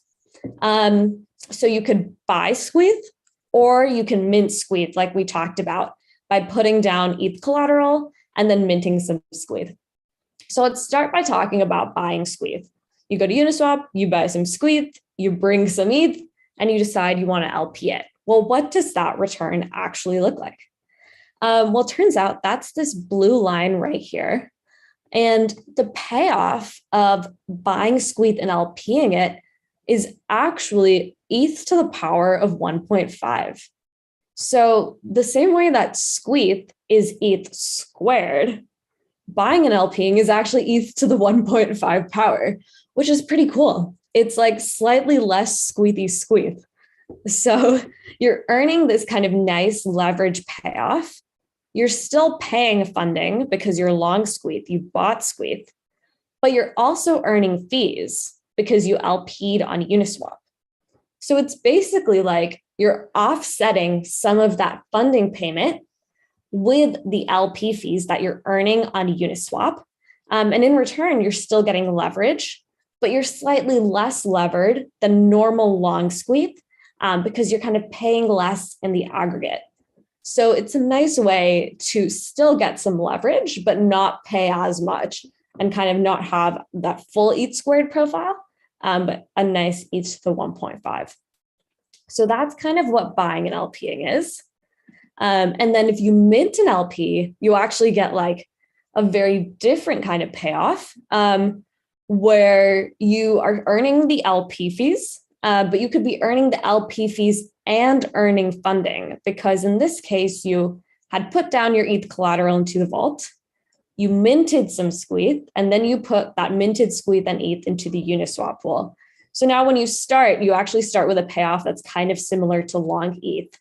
But as the pool moves and people buy and sell squeeze, you could end up with a short squeeze position because the amount of squeeze debt that you minted could be different than the amount of squeeze in the Uniswap pool. So say I put down some ETH collateral and I minted 10 squeeze, and then I put that 10 squeeze and some ETH in a Uniswap pool. Now my debt is 10 squeeze. Say people trade against the Uniswap pool, and the amount that I have in the Uniswap pool at the get-go was 10 squeeze. It was neutral. But now people have traded against the pool and my amount in the Uniswap pool is less. It's like 5 squeeze. So now I'm short 5 squeeze. which means I'm earning funding and LP fees. So it's a pretty cool way to be able to earn both of those fees. Now, of course, because you do have like a vault, you do have to be thinking about your collateralization ratio and liquidations. But that's like another fun way to squeeze, is minting and LPing on Uniswap. So we talked about a lot of different ways that you can squeeze. You can go long squeeze and get a nice 2x leverage without liquidations kind of pay off. You have that unlimited upside and limited downside. You can go short squeeze and earn funding to take on that risk. You can participate in some of the short strategies like the crab strategy, or there's tons of other really interesting short strategies that can be built. We talked about the buying and LPing and minting and LPing strategies, but there's also a lot of other fun things that you can do with squeeze. You can actually use long squeeze to hedge an ETH USD Uniswap LP position. And we have some blog posts that dive deeper into that. That's like a whole nother fun rabbit hole. You can use squeeze as a volatility oracle, because squeeze kind of represents like a bunch of different options condensed into one. It's like if you took the whole options chain and put it into one instrument, squeeze funding can actually give you a bit of a vol oracle, which is very, very exciting. So we're looking at like ETH VIX through squeeze funding, which is another kind of fun topic to dive into. So basically, there's lots of interesting things that you can build with squeeze. And if you're excited about that, we've got some blog posts about those things and happy to chat more about it. And yeah, if you want to try out squeeze, you can squeeze at squeeze.open.co. If you try that out, definitely feel free to ping me with any questions or thoughts that you have. Very excited to answer questions. We're always trying to improve the squeeze. If you want to chat about squeeze or have questions, join us at discord.open.co. And if you want to build squeeze, we are hiring at jobs.open.co. Cool. So it was very fun squeezing with y'all. If you have questions, definitely hit us up on Discord. And yeah, thank you. Thanks, Alexis. That was an amazing intro to how Squeeze works. And I'm just looking at some of the comments on the chat too. And this is so clever. So I'm glad that we got to do a beginner-friendly version of how all these things work. Sweet. All right. Well, if there's any other more questions, we'll relay them to you directly. But one comment we did get was if we can have access to the slides. So if you want to send that to us after, we'll share that with everybody. Thanks so much. Yeah. All right. With that, we are ready for our next talk. So next up, I want to invite Arjun to talk about interchain DeFi and how Connex makes that a lot more convenient and simple. So without further ado, let's welcome Arjun, and I'll let you take over from here. Awesome. Thanks so much, Kartik. Hi, everyone. My name is Arjun. I'm one of the founders of Connext. Connext enables fast, trust-minimized communication between blockchains and rollups. We've been in the space for a very long time, heavily researching layer 2s since like 2018. And then started working on cross-chain last year, and right now have a live product that works on transferring funds between chains that is now being upgraded to do more generalized messaging. And I'll kind of go into what that means in a couple minutes. This talk is about cross-chain DeFi. I know a lot of people have been thinking about what DeFi looks like when you're now in this like interchain interroll-up paradigm, and this talk hopes to illuminate a little bit about like what kinds of things can be built in this cross-chain paradigm and what kinds of pitfalls exist when trying to build projects in this cross-chain world. So yeah, without further ado, let's start by just some basic background on bridges, bridge trade-offs, and Connext. One of the key things with building distributed systems is that there are always trade-offs. This is just like the unfortunate nature of being in our space. And this is especially true for bridges, because really with a bridge or an interoperability system, what you want is a combination of three things. You want it to be trust minimized, obviously. You want to kind of maintain the security properties of the underlying blockchains if at all possible. You want it to be generalizable, by which I mean you want to be able to take any arbitrary data and pass it between chains. So you can build arbitrary applications. And you want it to be extensible, which means that you can take the same system and replicate it on a bunch of different chains and rollups and other kinds of constructions without having to go and do a bunch of custom work to integrate. And generally what's existed in the past is that there's only ever, like any construction that has existed has only ever been able to fulfill a couple of these requirements at any time. So the way that Connext works currently, for instance, uses atomic swaps.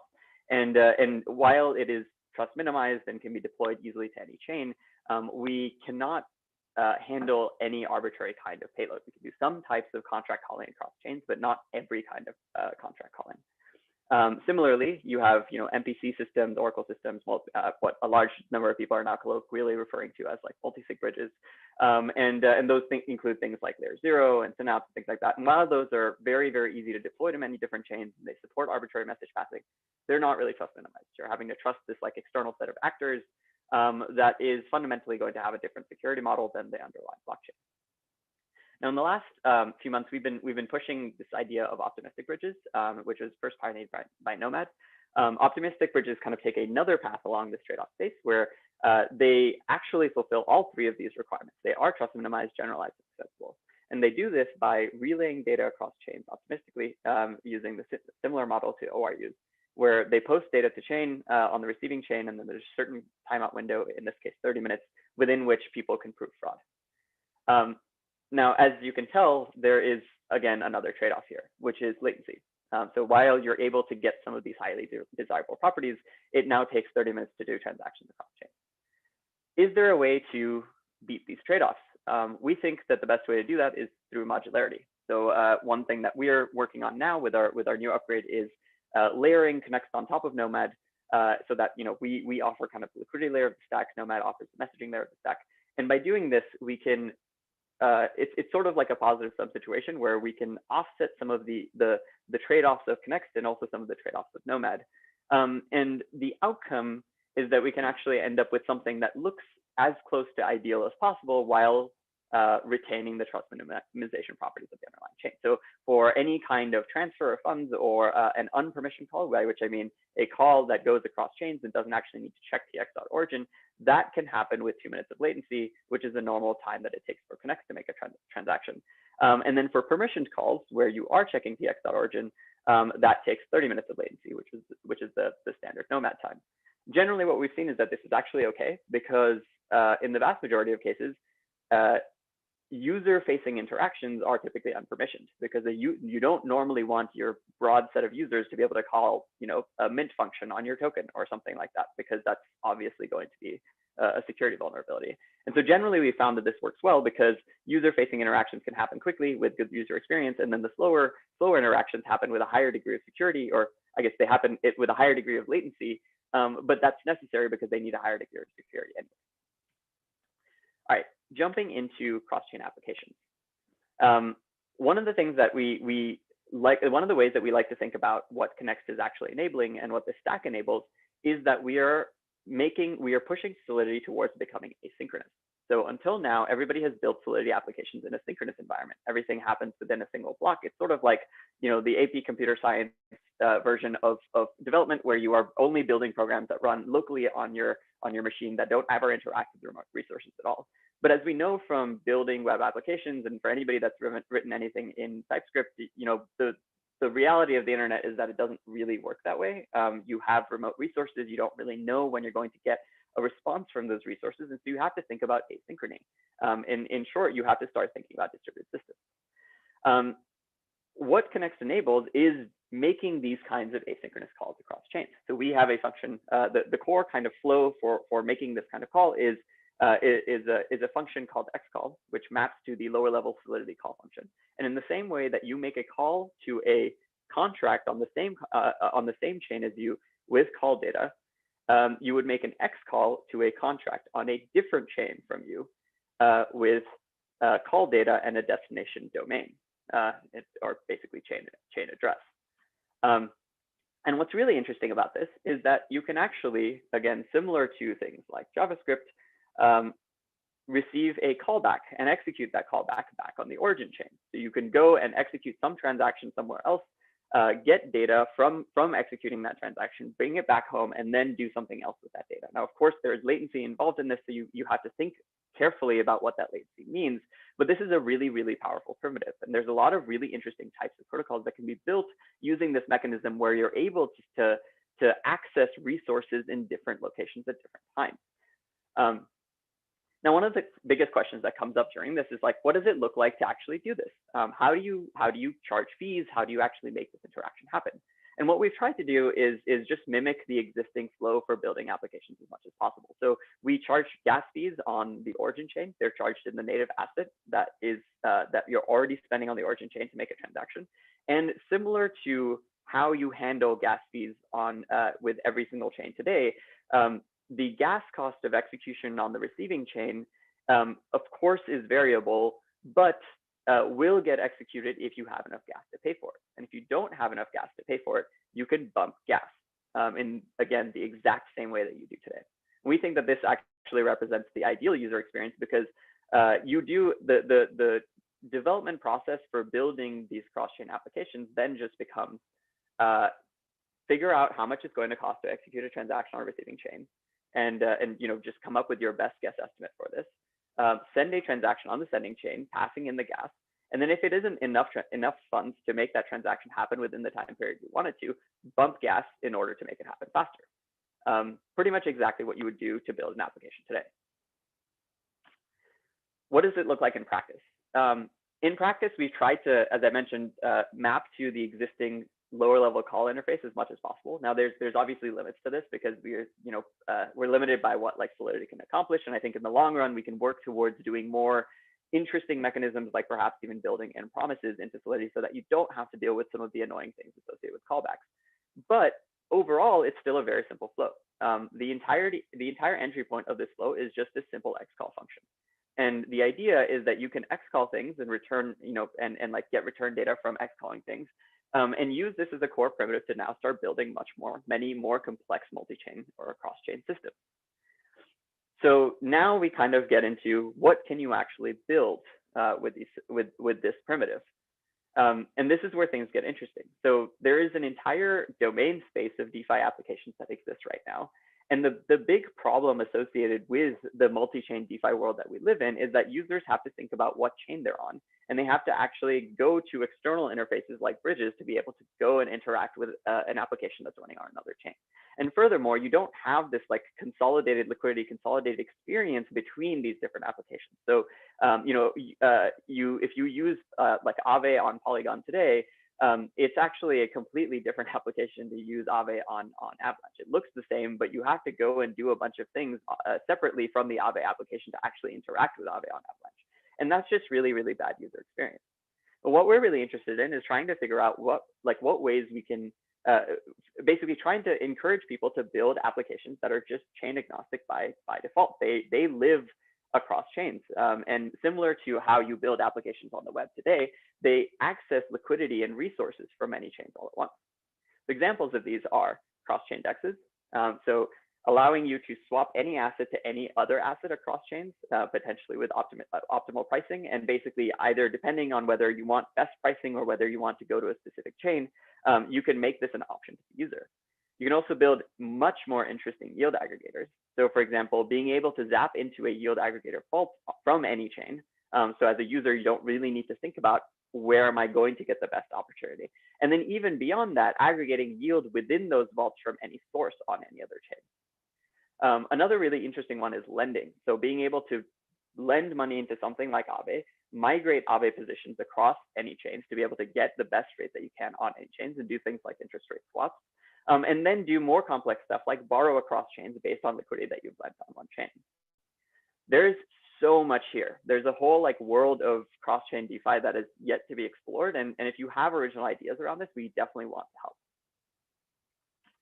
Cool.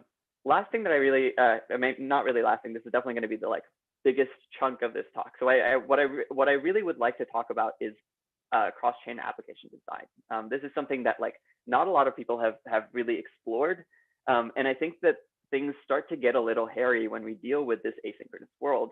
And I want to caution that this is all early thinking that is still evolving in real time. So as you go about designing your cross-chain applications, definitely try to like speak to us, reach out to us, and that way we can help you think through these ideas, and try to be cognizant of the fact that the asynchronous environment that you're operating in now will have a bunch of pitfalls.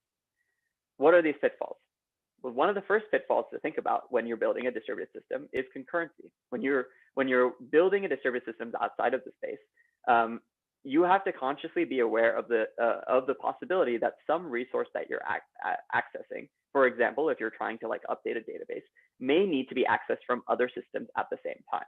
So what happens if you have conflicts within your database because you're trying to update two pieces of the same state at the same time from different origins? And the same kind of problem exists in asynchronous validity as well. And this is where things kind of get a little weird.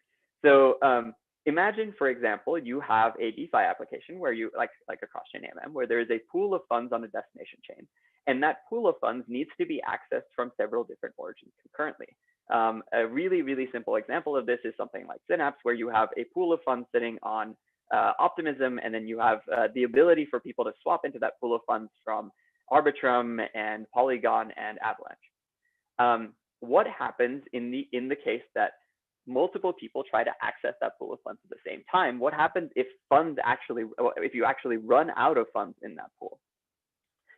Well, then you have to introduce concurrency control, and this is like one of the things that you traditionally deal with in distributed systems outside of this space, and you can map a lot of the like core strategies that you use to deal with concurrency over to this space quite well as well. Though, as we'll see, not all of them are very effective. So the first thing is segmentation. You can split up the state within your pool to make it so that only a part of your pool state can be accessed at any time by any origin. And in this case, you have this out of this single destination pool, you now have three pools. You basically have three destination pools, sub-pools that are created, which each map to origin 1, 2, and 3. And the downside of this is, of course, that you have fragmented your liquidity at the destination.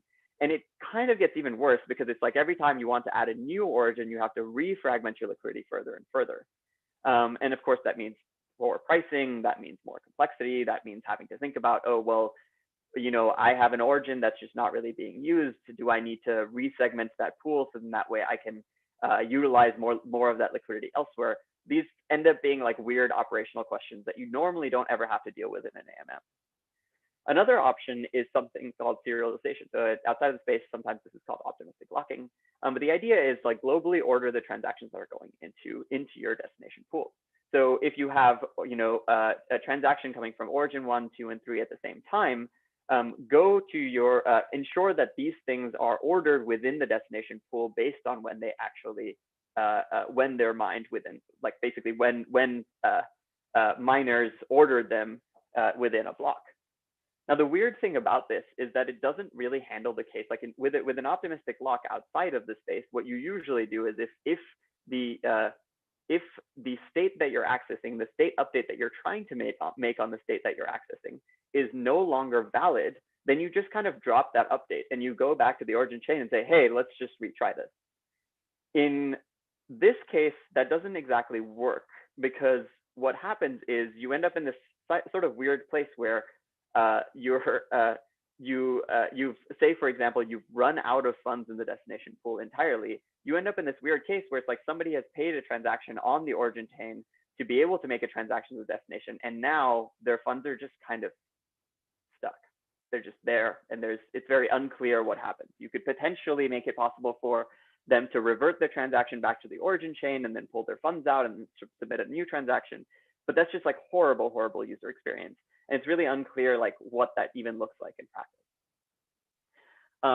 A last option that I think has started to be explored is pessimistic locks. So instead of actually ordering transactions or locking them at the point of the transfer itself, you lock the pool before you start the transfer.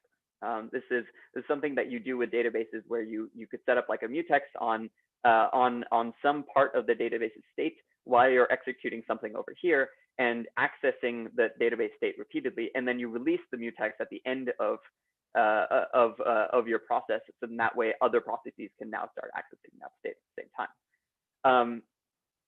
There are downsides to this.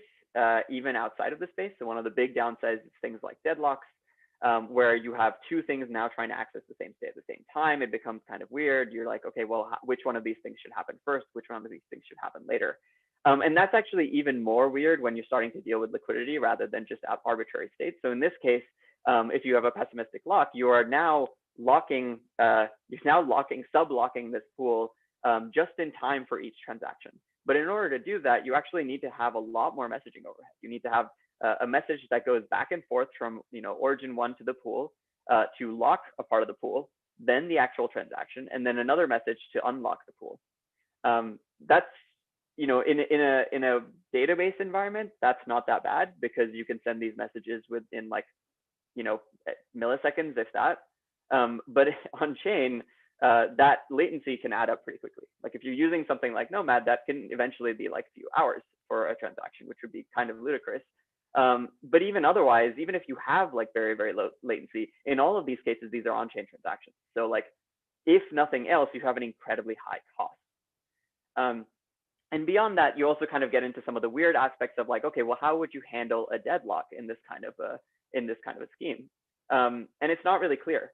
You would end up in a situation where if origin 1 and 2 were interacting with this pool at the same time, and origin 3 tried to make a transaction and got deadlocked, then origin 3 would just kind of be stuck until the others figured it out. And whether or not its transaction would go through would again depend on whether or not there was enough liquidity in the pool. The kind of conclusion of this is that for pools and for this specific use case that we're talking about here, none of these options are really that great.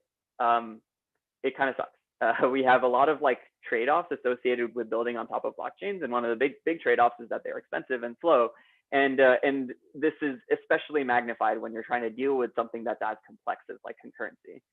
And so, while it's true that you could potentially use these sorts of strategies for concurrency control on non-DeFi applications, so on applications that aren't necessarily utilizing liquidity, you are probably going to run into issues with like pricing and complexity if you try to use them within DeFi or within cross-chain DeFi.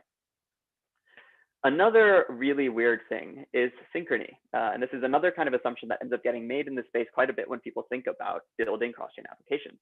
So by synchrony, I mean the fact that there is asynchrony across chains means that it isn't actually possible to know it isn't possible for any one chain to know the state of another chain at the exact time that it knows its own state.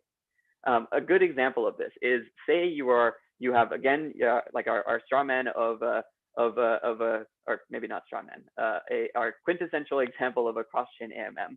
And you have a pool of funds on the origin chain made up of asset X and a pool of funds on the destination chain made up of asset Y. In order to calculate the price that you swap into asset Y on the destination chain, you need to know the state of the pool at the time when the swap occurs. So say when you initiate this swap at T0, you know that the state of the pool is S0. And this is what gets transported across chain. By the time it gets across chain, the pool state of X is actually changed to S1. And the reason for this is that, of course, there are people making transactions going in the other direction. The pool is changing constantly in size. However, at the destination chain, this is actually not known. At the destination chain, the pool state at T1 is still S0. And it gets kind of weird because it's like one of the fundamental assumptions of AMMs is that you have a constant product, right? As we know, the K in XY equals K stands for constant.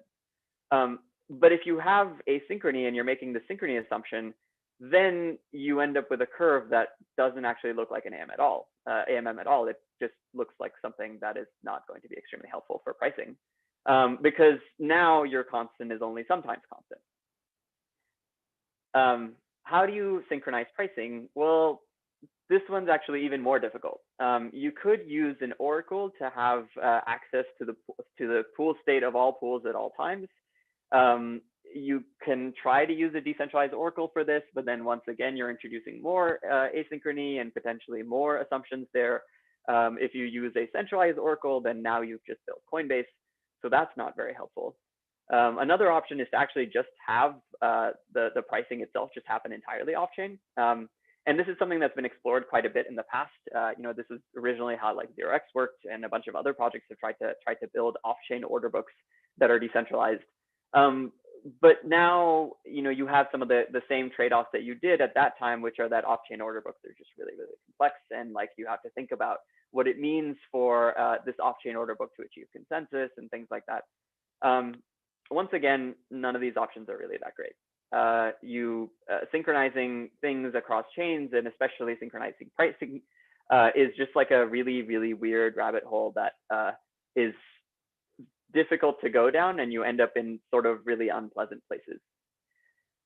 The kind of takeaway from this is that building DeFi apps is going to be tough.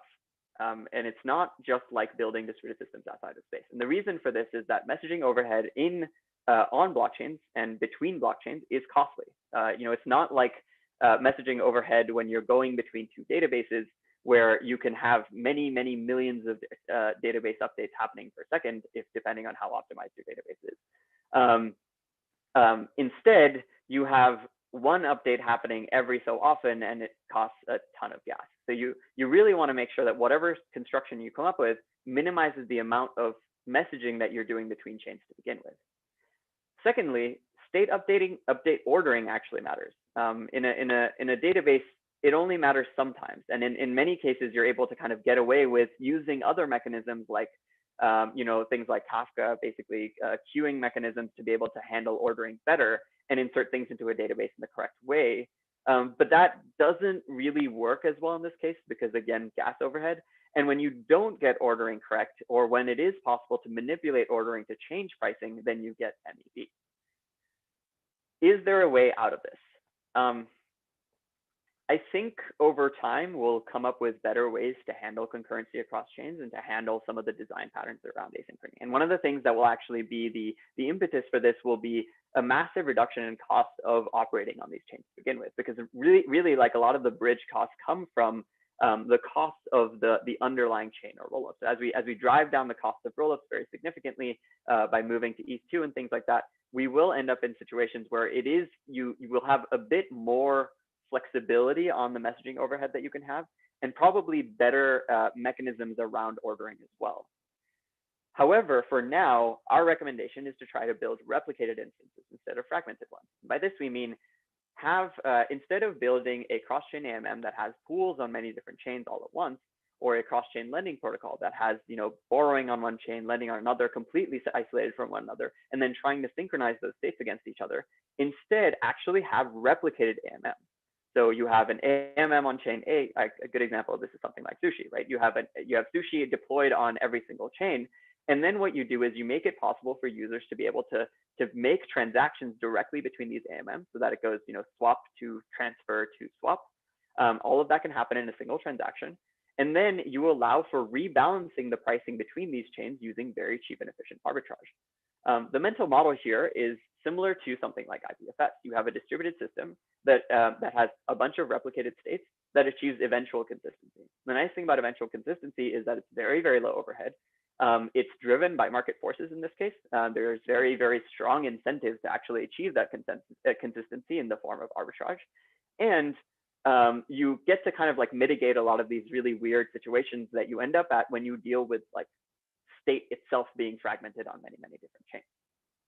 Now, of course, this is early. There's still a lot of there are a lot of really interesting use cases around like protocols and things like that, that actually where it does make sense, especially if you're trying to just go and grab some arbitrary state somewhere else, that isn't liquidity. It does actually make sense to still try to use to still try to fragment the state or try to use mechanisms like concurrency control to like update that state.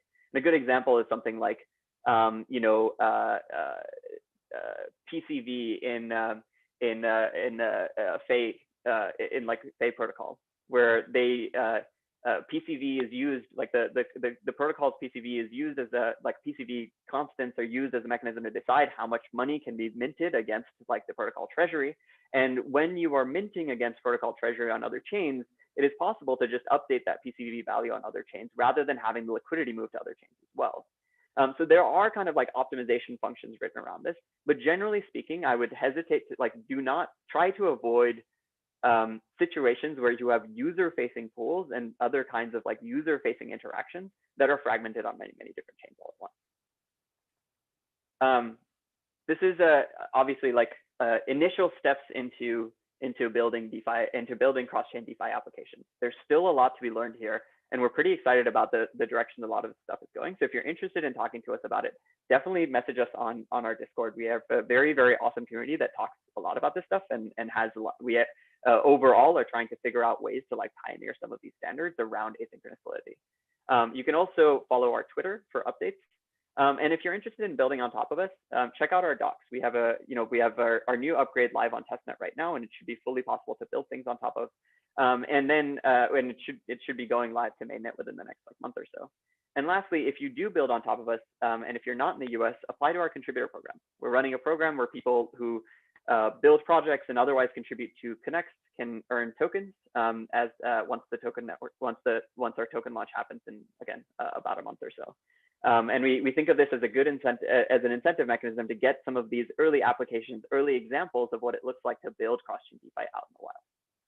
Cool. Thank you, everybody. I appreciate your time.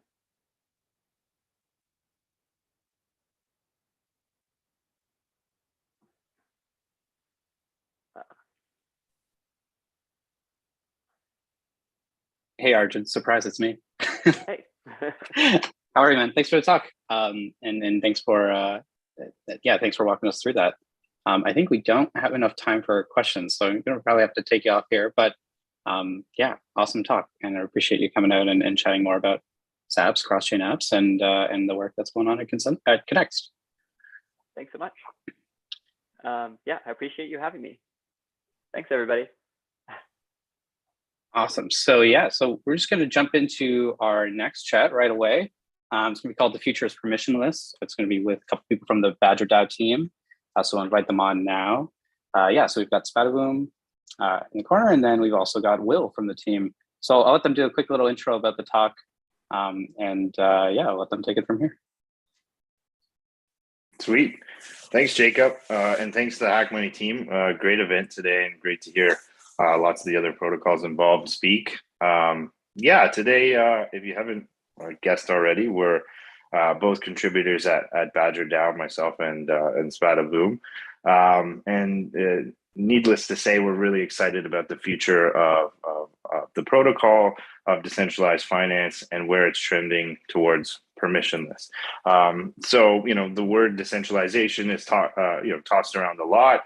It exists within sort of our namesake, being Badger DAO. It spans across many different aspects as it pertains to our business. But the area that we're choosing to focus on today is really focused at the smart contract level.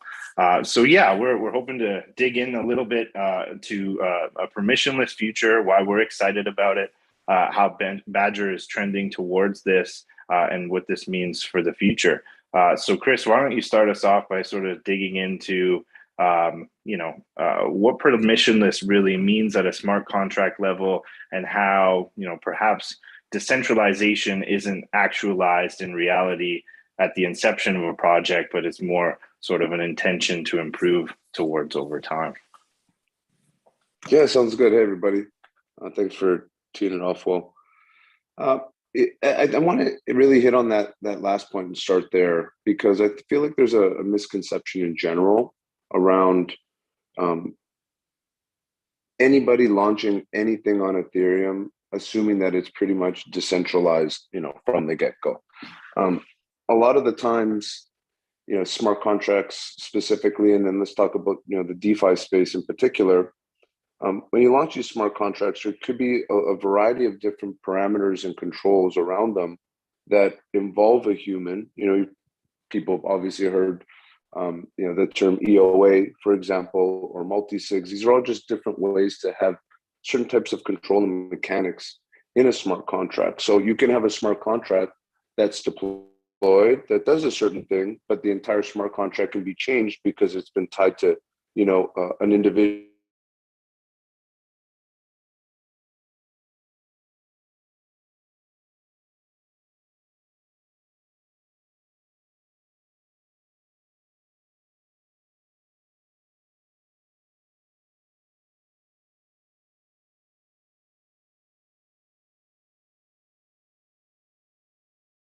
There we go. I think we did lose you for a second, but it looks like you're back now. Oh, but you're muted still. And I think the camera is going in the wrong direction. Can you hear me okay or no? Yep. Okay, cool. Yeah, I'm not sure what happened there. But nonetheless, as I was saying, when it relates to different parameters around a smart contract, a lot of the times they can be affected and changed by human intervention. And it requires a lot of human involvement for the smart contracts to operate in a certain manner as well. And that goes against really the nature of why smart contracts were actually created. And that's the point that I wanted to really focus on today, is when we say the future is permissionless, it's really about what the journey looks like for DeFi protocols and for anyone developing and deploying smart contracts on Ethereum to be able to have this progressive decentralization and eventually get to the point where you have immutable smart contracts that are permissionless in nature and enable, if it's users or individuals or anyone, to leverage those contracts and be able to have complete autonomy around putting their capital, as an example, into a DeFi protocol and isolating their capital as part of that specific contract, and or having the ability to dictate exactly what they want that smart contract to be doing for them and them only, as an example. So that's really when we talk about the future of permissionless. And I think, speaking about Badger in particular, if you look at our protocol, for those who aren't familiar, Badger has a variety of different products that was built and released. Our most popular product is a vault product that enables anyone to earn interest and earn yield on their Bitcoin and their Bitcoin deposits across Ethereum and a variety of other side chains. And those vaults, have managed billions of dollars, and those smart contracts have managed billions of dollars. And they've been live on mainnet, many of them for over a year. And even still, there's certain parameters and controls around how those smart contracts actually progress from progressing to being completely immutable. And if you think about the risks that come with different parameters in place, like the risks associated with having something controlled by an individual or a multi-sig, or a 2 of 3 versus a 5 of 7 multi-sig, or things along those lines, it changes the risk parameters for that specific contract and for the people actually using it. So you need time to obviously mature and be on mainnet for a period of time, be battle tested, obviously go through a variety of different audits before it can even get to the point where you can think about making it more immutable. But I'll stop there for a second. I wasn't sure if, Will, you wanted to dig deeper there or jump into something else. Yeah, sir. I need to request that you spin your camera. You're sideways on us. How's that better?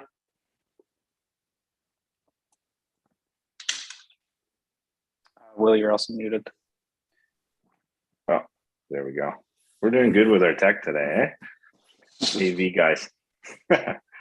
No, that was a great intro, Chris. Yeah, maybe, obviously from our perspective, the best examples come from within. So maybe you can take us down the road a bit on Badger's journey from inception, I guess December of 2020 at this point, and how we're kind of working towards this and some of the stuff that we're really sort of doubling down on from a deep tech perspective to make this a reality. Yeah, sure. So as I mentioned just briefly, we launched in December of 2020 with our Vault product, where it enabled anybody with tokenized Bitcoin to deposit it in these Vault strategies. These smart contract-based strategies would take different LP tokens, like a Curve LP token, for those who are familiar, and it would do different things with it to generate yield. And the primary, in the beginning at least, those initial strategies, the primary functionality was to take curve rewards that are being earned by the LP, sell them for the underlying position, which was Bitcoin, and then auto compound those back for the LP. So it takes the work out of the LP having to claim those rewards and saves them in gas and time, and obviously time to actually do the auto compounding. And that was really the core value proposition, of those vaults. And those vaults in the beginning, of course, and I think this is the nature of DeFi, but being at the current state of the market with DeFi, when contracts are deployed, if there's quite a bit of excitement around the protocol and the protocol launch, very quickly there is enormous amounts of capital that are deposited in touching these smart contracts, as that happened with ours, with the contracts that were deployed by Badger, which within the first couple of months there was billions of dollars there. And if you think about any type of, regardless of how much you prepare and audit and review and do everything leading into a mainnet deployment and having it in production for anybody to leverage and use, it's next to impossible to get the type of maturity in that contract and have it be battle tested enough to be ready for that type of capital. And that's where certain levers and certain controls around the smart contract and around the parameters of that smart contract, for example, upgradability, actually in Badger's position, actually reduces the risks and better manages the risks, the risk parameters, because if there was an issue or something needed to be changed because of the immaturity of that contract, it could be upgraded through appropriate governance, through the token holders, through the community. But just having that capability is very important in those early stages. Now, as that progresses and becomes more battle tested and those strategies get better leverage and they're in production for a longer period of time, then you can get to a point where you can remove that upgradability. You can make these contracts more immutable. And then, the other side of that, and I think this is really the basis of the conversation around permissionless nature, when creating those contracts, Badger DAO contributors and developers are designing what those strategies are in the smart contract. So when you deposit a token into that contract, what that contract actually does with that token is defined, and those parameters are detailed by the developers. And again, that's another level of, I guess you could say, control and risk management. And we see that with a lot of protocols today. And again, over time, once those strategies have been deployed across a variety of different LP tokens on the same platform, leveraging the same staking mechanics, testing out different things like auto compounding versus optimizing those rewards by taking them and selling them for a percentage of, Bitcoin and ETH and stable coins versus just auto compounding, you can get to the point where anybody can actually dictate what they want the vault to do and the protocol to do with their deposits, and have the ability to actually deploy these themselves and manage the different functions associated with that contract, like harvesting and doing things along those lines. And that's when you get to the point where you have complete autonomy and complete self-custody. And that's where, we're really trying to go, with the Badger protocol, is moving from being an app where, different contributors dictate strategies, deploy these vaults, users come to the app and deposit into those specific vaults and strategies, to more of a base layer protocol where anyone can build on top of our underlying tech, and they can permissionlessly deploy their own vaults with their own strategies for their own capital, and manage that really themselves without, of course, that's the whole point of the smart contract. It brings that automation without actually having to manage it, but being able to do that themselves and then build on top. You think about all the different opportunities that can come from applications and other protocols building on top of yield and vault strategies like that. The opportunities become become endless. So that's that's where we started. We started with vaults with more control, more human controls around the smart contract for risk mitigation, to removing those controls but still having human input around what those actual strategies do, to a point where anyone can deploy those strategies and dictate what the strategies do, and have a level of or have complete self-custody around those vaults, and build on top of the protocol themselves. Yeah, so I think it's fair to say, right? And at inception, for the most part, you need some level of human intervention. Decentralization isn't fully realized. At that point, it's more of a well-intended thing that can kind of trickle down into other aspects, right? I.e., governance, doing your best to sort of source decisions or involve token holders in those larger decisions. So there's sort of like a decentralized decision-making process to an extent, but rather the intention is behind building the tech towards what becomes this permissionless thing into the future. So I guess that's it's a bit of an on-ramp into where do you see this taking us, the tech in general? I think from what you've said so far, the opportunity for Badger really lies in being this really strong foundational layer one. And like you said, you have to battle test. You have to take time to build the right smart contracts. You have to test them. You have to make sure they work. It would be silly to think that you could put immutable contracts out there right at the gate.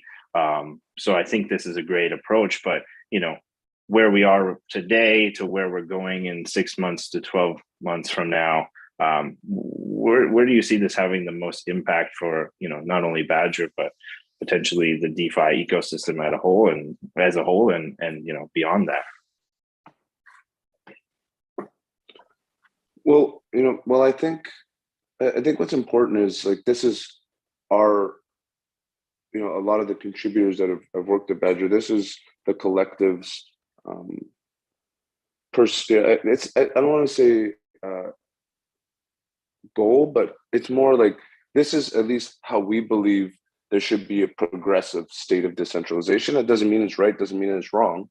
It's how the contributors kind of push things forward at Badger. And I know many other protocols actually see it a different way and actually deploy mutable contracts from the get-go with limited upgradability and things along those lines. But nonetheless, I think it's important just to speak to that, those specifics, right? It's there is no right or wrong. As it relates to the next 6 to 12 months, I think we're going to see more and more of this. We're going to see more protocols mature, further refine, and build better tech protocols in the past. As they've matured, those protocols changed quite a bit, and they get to a point where the smart contracts themselves are living and breathing organisms doing their own.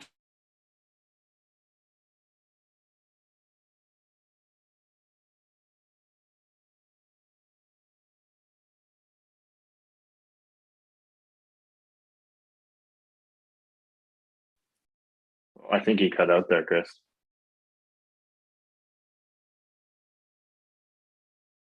You're just on mute. Oh, sorry. I just said I apologize. I was for cutting out. I'm not sure what's going on, but what was the last point? What was the last point that it cut out before? Well, you were just talking about the future potential for other protocols looking to build on top. Where we're going with that? Yeah, it's less about Badger. I think just more in general, we're going to see more and more protocols mature, the tech mature, and these smart contracts that are living in production, removing more of those guardrails, right, and becoming things that there is enormous amount of confidence for other people, other protocols, and in turn other contracts to build on top of and build with.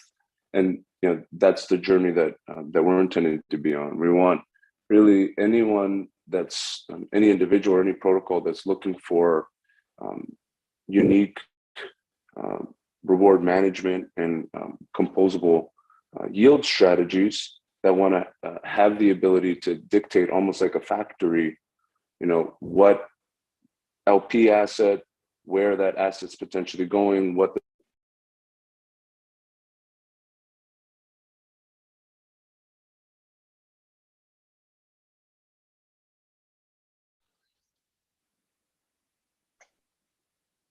Oh, you're back. I'm not sure what's going on. Zoom just keeps booting me and then just bringing me right back in. I'm not sure what's going on. Yeah, very odd.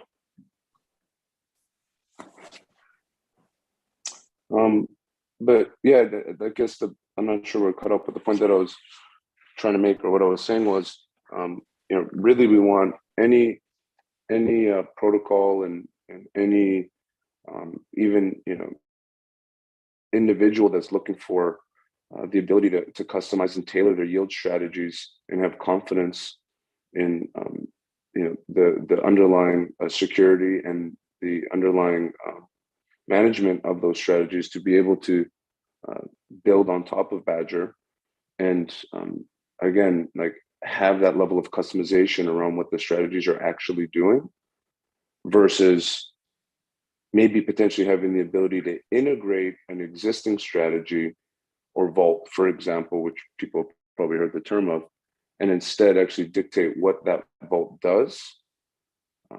I think that's really what we're trying to progress towards, and we're trying to build, tech around to enable that, because we're not there yet. Some of the tech that we use, we leverage some off-chain functionality for the purpose of distributing rewards, optimizing those rewards. As an example, if the yield strategy is to take a curve LP and to put it into convex, you would then be earning two sets of rewards, CVX and CRV. And to then what you do with those rewards is really what and this is obviously just a basic yield farming strategy, but that what you do with those rewards is really the layer that we're talking about here, because you could take those, sell them back as most do, but instead if you can take 26% of one of the rewards and sell it for a stable coin that is then automatically deposited into another LP position and staked to earn more, and then 44% that's doing something with a different asset, that level of customization. And if you think about how that expands in the future when it's not just basic yield farming strategies, from large DAO treasuries to apps that have specific functionalities that they're specific features that they're trying to offer to their users, like maximizing XYZ or a self-repaying loan like Alchemix, for example. Being able to have that level of customization, I think, just opens up a whole new world of opportunities. And ideally, as we continue to build that out, we can obviously build confidence in the technology because of its overall history and production and the security posture of it, but as well give the ability for these new protocols and new applications to come up with really cool use cases for what to do on top of that without having to have that level of domain expertise, knowledge, and workload, resource allocation to actually do the yield management part of that stack. Yeah, for sure. It makes sense, and it kind of paints a clear picture, right? And from I guess from our angle, from Badger's angle, is the future is really double down on the tech and focus on building this sort of permissionless opportunity for folks and other protocols to build on top. And obviously, in doing some of that, you obviously take some human intervention touch points out of the process, which I guess could be good and bad. But at the end of the day, the reason we're a sponsor of HackMoney is to hopefully work with some great individuals looking to build with Badger and in decentralized finance. What do you think the future Spada looks like for those who want to contribute and the future of sort of building with Badger, because it feels like, if in general the ecosystem moves in this direction, it's definitely going to be very tech heavy with a lot of opportunities to continue to innovate and build towards the future. Yeah, I think things like HackMoney are so fantastic because it gives an opportunity for builders to come together and collaborate with really just other builders that may have protocols that have been built that are looking for more eager builders to come and build on top of, or integrate with, or just collaborate with. So I think naturally in the DeFi space, and in if you want to talk about the culture within DAOs, is to just get involved, right? And if you look at what for this hackathon in particular, one of our lead developers, Alex, he's done a great job putting together a mix of. Well, we lost Chris. Yeah, well, there he is. You were just talking about Alex. Yeah, I was just saying that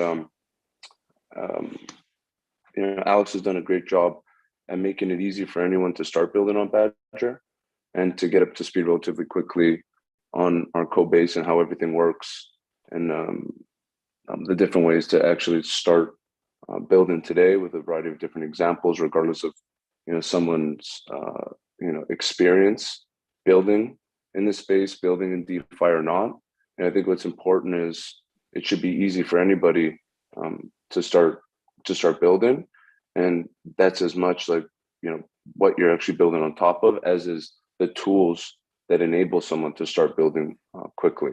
So I feel like we've worked really hard, especially over the last 6 to 8 months, to make those tools more accessible. And as part of this hackathon in particular, I feel like there's a really good way to get started and to kickstart things. So I'd encourage anybody that's looking to build anything around Bitcoin, looking to build anything around automated yield strategies to dig in and help us work towards this place where yield strategies are completely permissionless, almost like a factory where anyone can choose what goes in, how it comes out, has the ability to deploy it themselves, and have that complete level of autonomy. So yeah, for sure. I think this idea of a permissionless future is a good mantra, right? Like getting involved in decentralized finance or working at a DAO is a very permissionless endeavor, I would say, right? Jumping in, taking the plunge, bringing something to the table, and then just building the future together. So I think that makes a lot of sense. Yeah, I guess we can close things off, Chris, with just like, we're excited to be a part of HackMoney. We've got some great prizes up for grabs. If you hit the prize page, we've got a lot of resources. We've done our best to sort of put in enough content to make the process permissionless for you to get involved. And yeah, I guess we can wrap there, Chris. It's been a great chat, and I'm excited for the future. And I'm excited to just keep building and meet some new folks as they come through the door. Same. Super pumped. Awesome. Thank you, folks. We still have a couple more minutes. I was wondering if I could maybe ask a question from the audience on this. For sure. Spider-Man, you mentioned sort of this like kind of framework of progressive decentralization of DeFi apps, and going from humans can intervene to humans can intervene via governance, and then even maybe as far down the road as like burning the key. I wonder what your thoughts are on protocols in general, like what the role is for protocols in actually kind of educating the people who are using their contracts on maybe what stage they're at, or maybe the ecosystem in a general, kind of setting some standards for sort of giving people more predictability on what kind of level of decentralization they're interacting with. I think it's critical. I think transparency is the highest standard across the board that we want to uphold. Not we saying we as an industry. So when anybody's interacting with these contracts, they should have a level of understanding of how decentralized or not decentralized they are and which stage and path of that journey those protocols are on, and that smart contract in particular, those smart contracts are in. And that in itself, and the willingness to be transparent, I think, is like that first, flag, right? If I think we should be moving to a place where if the humans behind the protocols that are building them and building these smart contracts aren't open to bringing transparency at that level, that in itself should be something that would make a potential user that's interacting with that contract weary.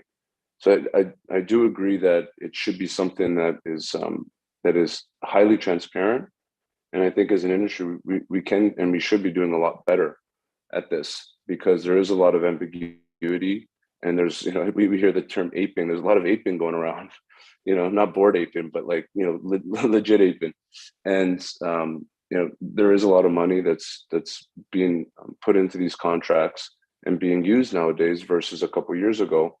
So now more than ever, it's important that the users that are interacting with them have an understanding of what they're actually interacting with. Awesome. Cool. Well, thank you both for your thoughts and your questions and the talk of the last little bit. We appreciate you taking the time to chat with us for Hack Money. And thanks again for Badger's support. And like you said, feel free to take a look at the prizes and also the tech behind Badger and how you can use it in your hacks. Thanks so much, folks. Thanks for having us. Awesome. Okay, cool. So we're going to move on to our next chat, which is going to be with Kaida. So the title is called Treasury and Sustainability, $10 billion Opportunity. So yeah, Kaida, when you're ready, feel free to, there you are. Awesome to have you back on the ETH Global stage. And I will turn it over to you. All right. Thank you so much. And thank you, ETH Global, for organizing this. This is great. I'll share my screen really quick. Give me 1 second.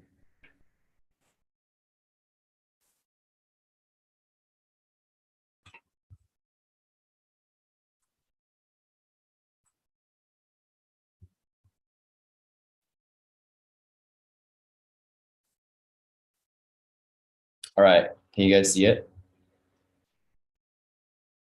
Okay, perfect.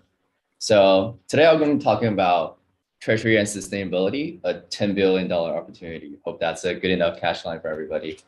So first, a little bit about me. I work on incentive design at LlamaDAO. My work encompasses governance design, tokenomics, liquidity management, and my goal is to create systems to help protocols achieve their vision in this very cyclical market. And at LlamaDAO, we're building the economic infrastructure for DAOs. And here are some partners we're working with or have worked with in the past, such as Aave, Uniswap, and many others. And previously, I was with Trader Joe, which is a decentralized exchange on Avalanche, which with about 2.4 billion TVL as its peak. And this is where, when I joined, we had about 40 million TVL. So during my time there, I saw firsthand the explosive growth these protocols can have, and also a problem when this growth becomes hard to sustain.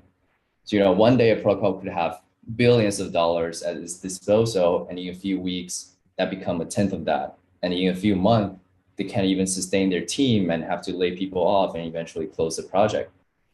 So I become interested in the sustainability of crypto projects, and I have also went on to propose some sustainability projects for game economic designs and liquidity system to combat this very cyclical nature and this sustainability problem. However, sustainability of a project is multifaceted. So in this talk, I will focus on one thing, which is protocol treasuries and how can we use that to ensure longer sustainability. So the goal for this talk is to answer a few questions. So the first one is, what is protocol treasury? Why should I build for it?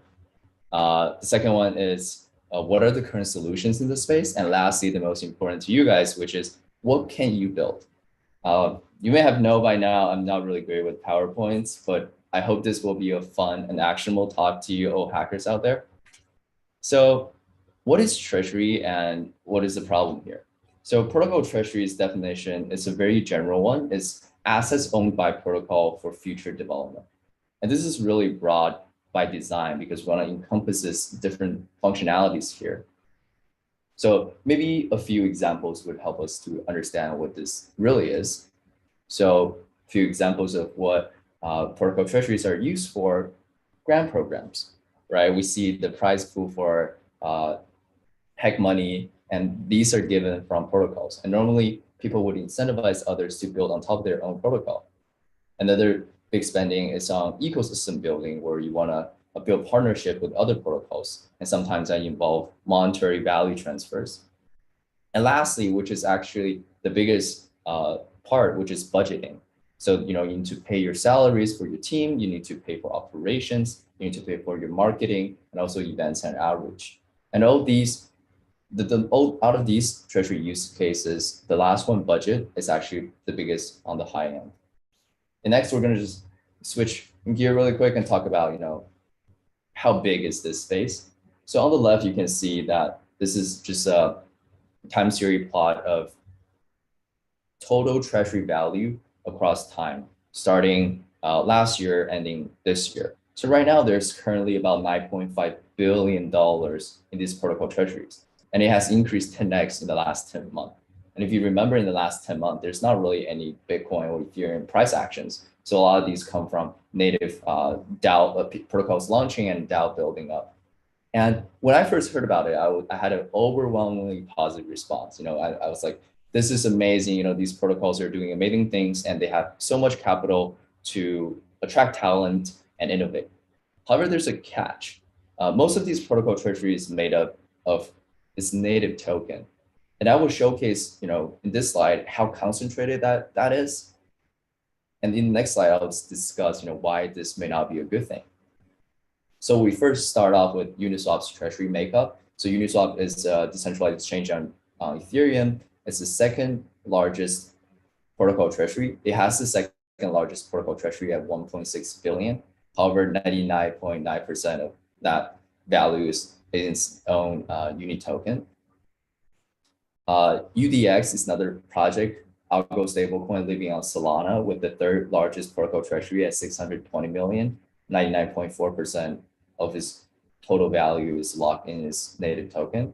And MakerDAO, one that a lot of people is very familiar with, it's the 14th largest protocol treasury value, and 99.2% are in its native token.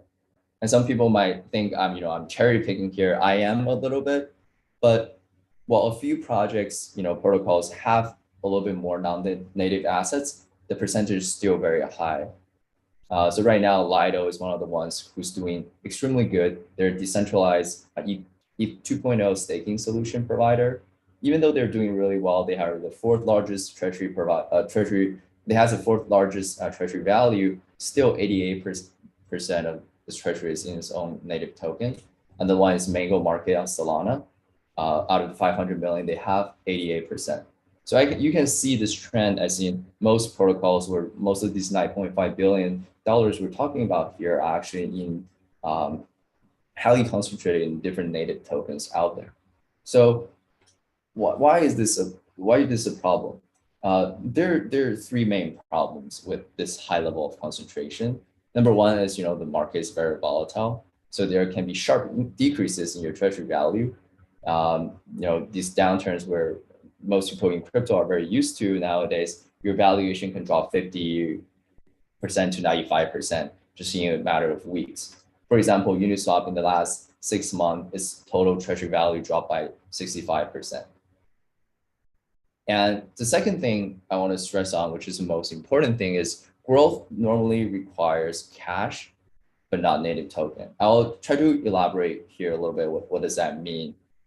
In a very simplified model, if we think about how these things work, is treasury rewards people and people drive growth, right? However, in the end, people still need to trade with the market to exit your native token to pay for their daily expenses. However, native token is really, really hard to exchange into cash or Ethereum or other very liquid assets. For example, if we use 1% of Uniswap's treasury, 1%, which is about 2 million uni tokens, it will cost Uniswap's price to drop 40%. And if you want to use 10% Uniswap treasury, it will actually make Uniswap's price go to zero. So this is extremely harsh for the protocol itself and also its community. And lastly, why this is a problem is the huddle, what I call the huddle versus sustainability problem. Imagining you're a protocol founder or you're a protocol member or within the team, and you want to tell your tell your community members that we need to diversify or we need to sell our tokens to give to others.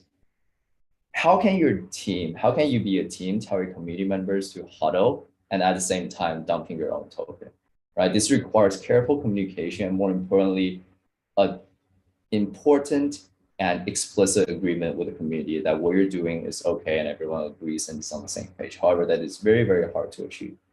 So if cash is so important, the question we should answer is how can we generate cash from treasury? And in this slide, I want to talk about basically what are the current solutions for protocol treasury to achieve this, to achieve sustainability, to generate cash, to continue growth. As you can see here, I put potential in parentheses because some of these projects are not live yet or has not gained significant traction due to its complexity or for other protocols to utilize. For these current solutions, I divide them into three categories. So I call them innovative solutions, TradFi solutions, and low-hanging fruits. However, this categorization is not meant as in which layer is better than the other, because many times simplified solutions actually wins.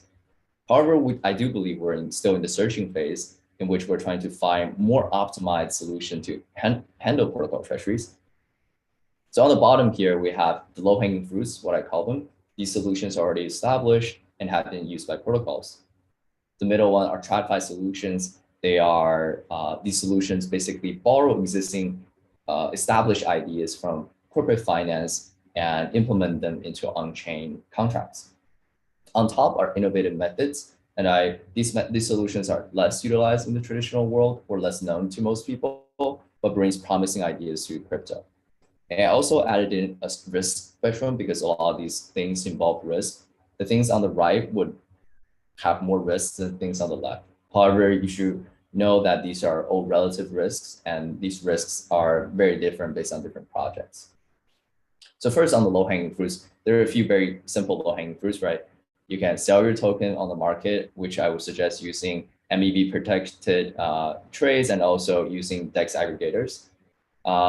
The second is native yields. So for example, if you are a protocol, your treasury has USDC and you're not spending them, you can deposit, you can basically be a lender on Aave or Compound to earn native yield. Or you have Ethereum, you can even become, you can exchange or stake ETH with Lido to become an ETH 2.0 staker. And on the far right, we have these, what we call yield aggregators, such as Ira Finance, Convex, Pull Together, and many others. And what they do is you don't know which one has the best yield for your assets, so you just give it to them and they help you optimize that. In the middle are TradFi solutions. There are three main buckets for TradFi solutions I talk about here: fixed rate lending, debt issuance, and private investment in public equities. And I'll talk more about what PIPE means a little bit later. So first, for fixed rate lending is very straightforward. You have some amount of capital you're not utilizing now, you can deposit them for a fixed amount of time for normally a higher APR or a guaranteed APR. Right now, Element Finance, Notion Finance, and many other projects support this. Debt issuance very similar, as in some cases, you collateralize your native tokens and you borrow money against it. And then you can basically use that money to generate income, or you can use that money to pay for growth. And the two very prominent figures here are corporate finance and DebtDAO. Their mechanisms are a little different. I'm not going to dive into it, but they have very interesting design choices. Lastly is PIPE. This is just sort of like if A16Z wants to invest in a coin that already is public. So what they can do is what people call a strategic investment, sort of these OTC deals facilitated by OTC trading firms such as Genesis Trading. And lastly are what I call innovative solutions, or these solutions that are less familiar to most people. And so we have UMA, we have Lock, we have Fei and Ribbon, and each of them have very different design choices. I'm also sure there's a lot others out there that I don't have time to cover and to fit into this graph. And then in the next few slides, I just want to quickly go over each of these innovative solutions to give you guys a kind of an understanding what they're trying to do and how maybe you can combine different ideas together. So first is UMA success token. And in the past, I talked about OTC deals, and normally what would happen is, let's say, for example, A16Z wants to buy Lido. What would happen, would buy some Lido token. What would happen is it would contact the Lido DAO, and then they're gonna have a real life legal contract. And for example, if Lido right now is $1, they're gonna buy it at $0.6 per Lido or $0.7 per Lido and lock it for 2 years. The problem here is that it's very hard to generate community buy-in, and you have to go into a legal agreement through OTC DEX. So one example that didn't pay now was for SushiSwap. They were trying to diversify, but they couldn't because community voted down. And what UMA does is that it actually, instead of buying it at a discounted price for these private investors, they can buy at current price, but their upside is that if the token price increase above a certain price or what they call a strike price, they can have more upside. Next is Lock protocol streaming auction. So in the past, protocol sales only is a fixed price. And the problem is that it's hard to agree on token sale price for a community because everyone have different opinions, and it's hard to make sure everyone is happy. And what Lock does is a continuous streaming auction based on T1 as a specific set of automated market maker, and people can basically commit capital and withdraw unlock capital, and at any time, and this movement will change the implied price of these government tokens. Next is Fei Protocol's Turbo. And in the past, basically what you can do is, I have mentioned, is a protocol can deposit their tokens into Aave or Compound and use that as collateral and borrow against it. However, most protocols do not meet the risk parameters to be listed on Aave, or they do not meet the parameter sets for using something as collateral, because those needs to be really liquid and there's a lot of systematic risk Aave has to protect against the lenders. So what Fei protocol does is that you can collateralize your native token and you can earn interest on its cash value with Turbo. Meaning if you have 100 million in your native token, you can deposit that. You can borrow $10 million, which is 10% of that, and then use that $10 million, maybe generate 500K per year, a 5% stable yield to pay for your different expenses. Ribbon here, they are Ribbon is this is Ribbon Treasury, and in the past, basically, if most protocols do not have a diversification plan, they don't explicitly say when we're going to sell our tokens for cash. And the problem here is that because it's just hard to agree on diversification during a bull run, right? When the price is increasing, no team wants to talk to the community that, oh, we're going to sell 200 million or 2 million or 5 million tokens on the open market, because that doesn't make anyone happy. So what Ribbon does is I create these covered call vaults, which basically give protocol the freedom to diversify based on some price target and earn premium at the same time ahead of time. So you can decide during a crab market or a bear market that sometime in the future, this is something we're going to do. And in that case, everybody knows ahead of time, and that's very easy for people to generate buy-in.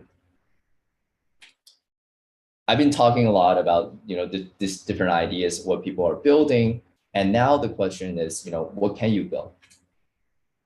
Just by looking at this, you may seem like actually most things already exist. However, if you remember, I mentioned that although these are solutions, they're only potential solutions. A lot of these tools are extremely, extremely hard for developers to understand, and especially for those who doesn't have a strong finance background.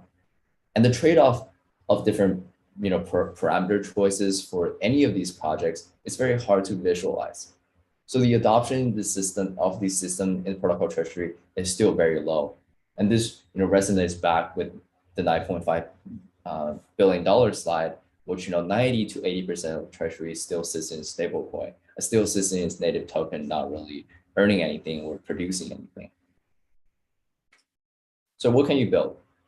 In this part, I basically want to give you guys 3 kind of methods to think about this problem, or 3 angles to think about this problem. So the first thing is to build something that there's something existing and we want to decrease the trust assumptions of that. Essentially, we want to code agreements on chain. So there's two examples I give here. The first one is the token swap contract. What token swap is a way for protocols to exchange their treasury tokens with other protocols to build partnerships. For example, on protocol A, the protocol B, we want to engage in some mutual relationship. What we can do is that we can exchange our treasury token, so we own some value in the other project, but at the same time, we can engage in governance and many other things. However, there's not a very great way to code this contract, and for every time you want to engage in this relationship, normally a new contract will be will be written. The second thing is the private investment in public equity, or we can think of this OTC trades. Mostly right now happens off-chain. However, there could be some simple contracts people can cook up for a hackathon, where you can think about how can we make that on-chain in a way that not just OTC desks can utilize them, but also other people can other people and also other DAOs without a legal entity can engage in these transactions. Next is to decrease the coordination friction. Basically, these are toolkits to manage these positions. Like I said, it's really complex for people to think about what's the correct strategy, or even maybe the correct strategy doesn't exist. So some very simple ones are simulators for payouts, as in based on some past data, based on some heuristics. This is what we think the payout will be, or what are some risks on downsides, on sensitivity analysis, these very traditional finance stuff. The second, I think, is very underrated, which is easy to understand front end. I know we have team building on decentralized UIs. I think those are very important. And also important is to make sure they're easy to understand for users, because if I am a Uniswap token holder, I shouldn't be an expert for treasury diversification or management. So how can you present something that the voters or the governance token holders can understand and engage with? Is very important. The last one is brainstorm new ideas for you. Maybe heard some idea back in your graduate econ class or undergrad math class, or any kind of class, or any kind of concepts outside the crypto world, and bring them into the crypto world through making it an on-chain transaction. And I think those are the 3 main ways where for a hackathon project, I think it will be great to see some innovation in those fronts. And if anyone is interested in talking about these, feel free to reach out to me on Twitter at 0xKaido. And I'm very happy to help you guys out to narrow down your search space, and etc. And that is the end of my talk. I still have a little bit of time, so I would love to answer a few questions if anyone have any.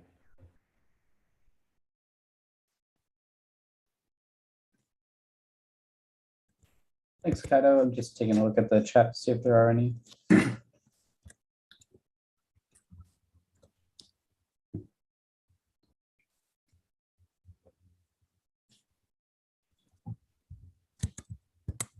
Just a quick question, Jacob. What is the general background for these hackers we have? Yeah, it's a good question. I think it's a very mixed bag of people, but certainly the main focus is everybody's very interested in DeFi. So I think it's largely a group of people who want to build the things that you just built, I think, or you just defined. So I think that's interesting. I guess one question that comes to mind about the talk that you mentioned. Right now, we are, seeing this big advent of treasuries growing in the last couple months, as you mentioned.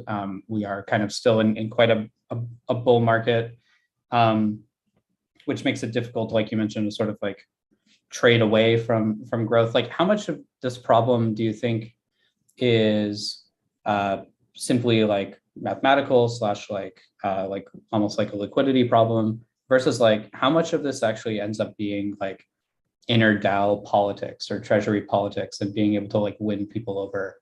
Like how much of this is math and how much of this is feeling, do you think? Yeah, I think that's a great question, which goes to this slide about, your friend is now your exit liquidity meme. So in my opinion, I think most projects who think about long-term, they know this is a real issue. And so it depends on project by project basis, but for most of the projects I engage with, I think the team and the general community realize we need to build a war chest for a potential bear market.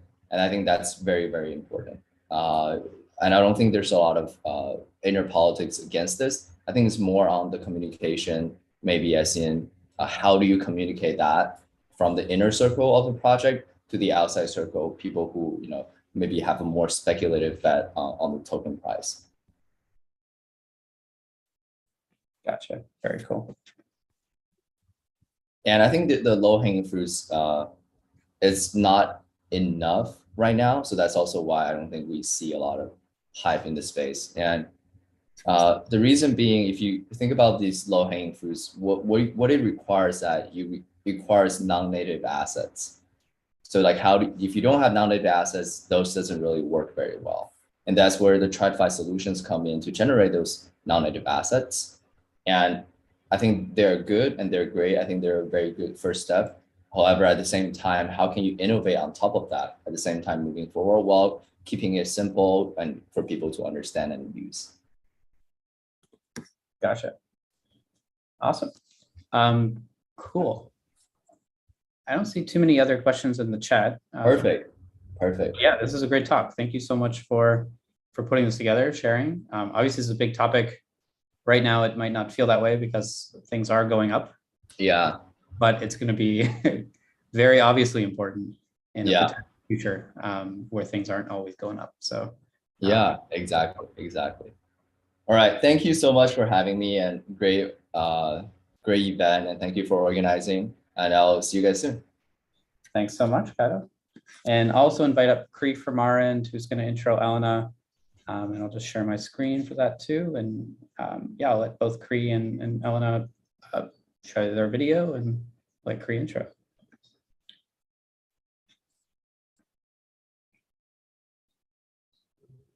Hey everyone, welcome. So thanks Kaido, loved your talk. Also he did a talk for us for DAO hacks, so you can find that on our YouTube as well, so the ETH Global YouTube. So highly recommend watching both of his stuff. The DAO hacks was a panel actually though. But yeah, so we have Alana coming up. She's going to talk about why everyone should know ZKPs. And yeah, Alana from Ironfish, thanks so much for joining us. Come off mute and do your thing. Cool. Thank you so much. Cool.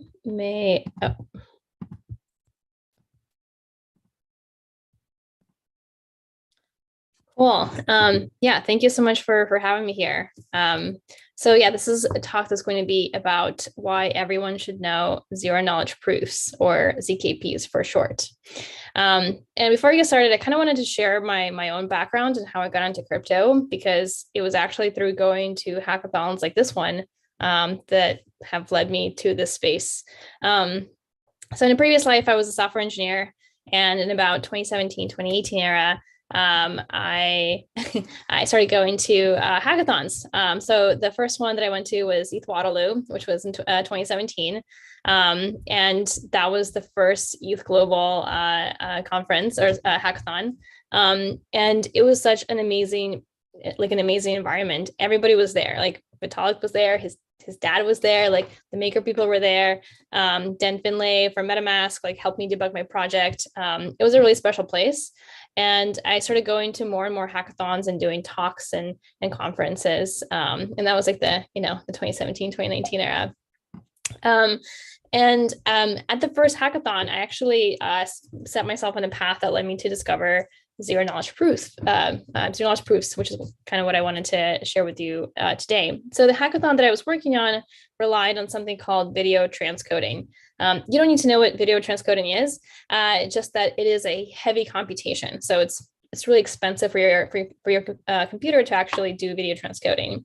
And so I was kind of obsessed with this question of how do we do honest computation? How do you prove honest computation in a trustless, adversarial, decentralized environment? Meaning, can I make a system such that I give to a different computer a really complicated task to do, like video transcoding, they come back with a result, and I can very cheaply verify that the result was computed correctly.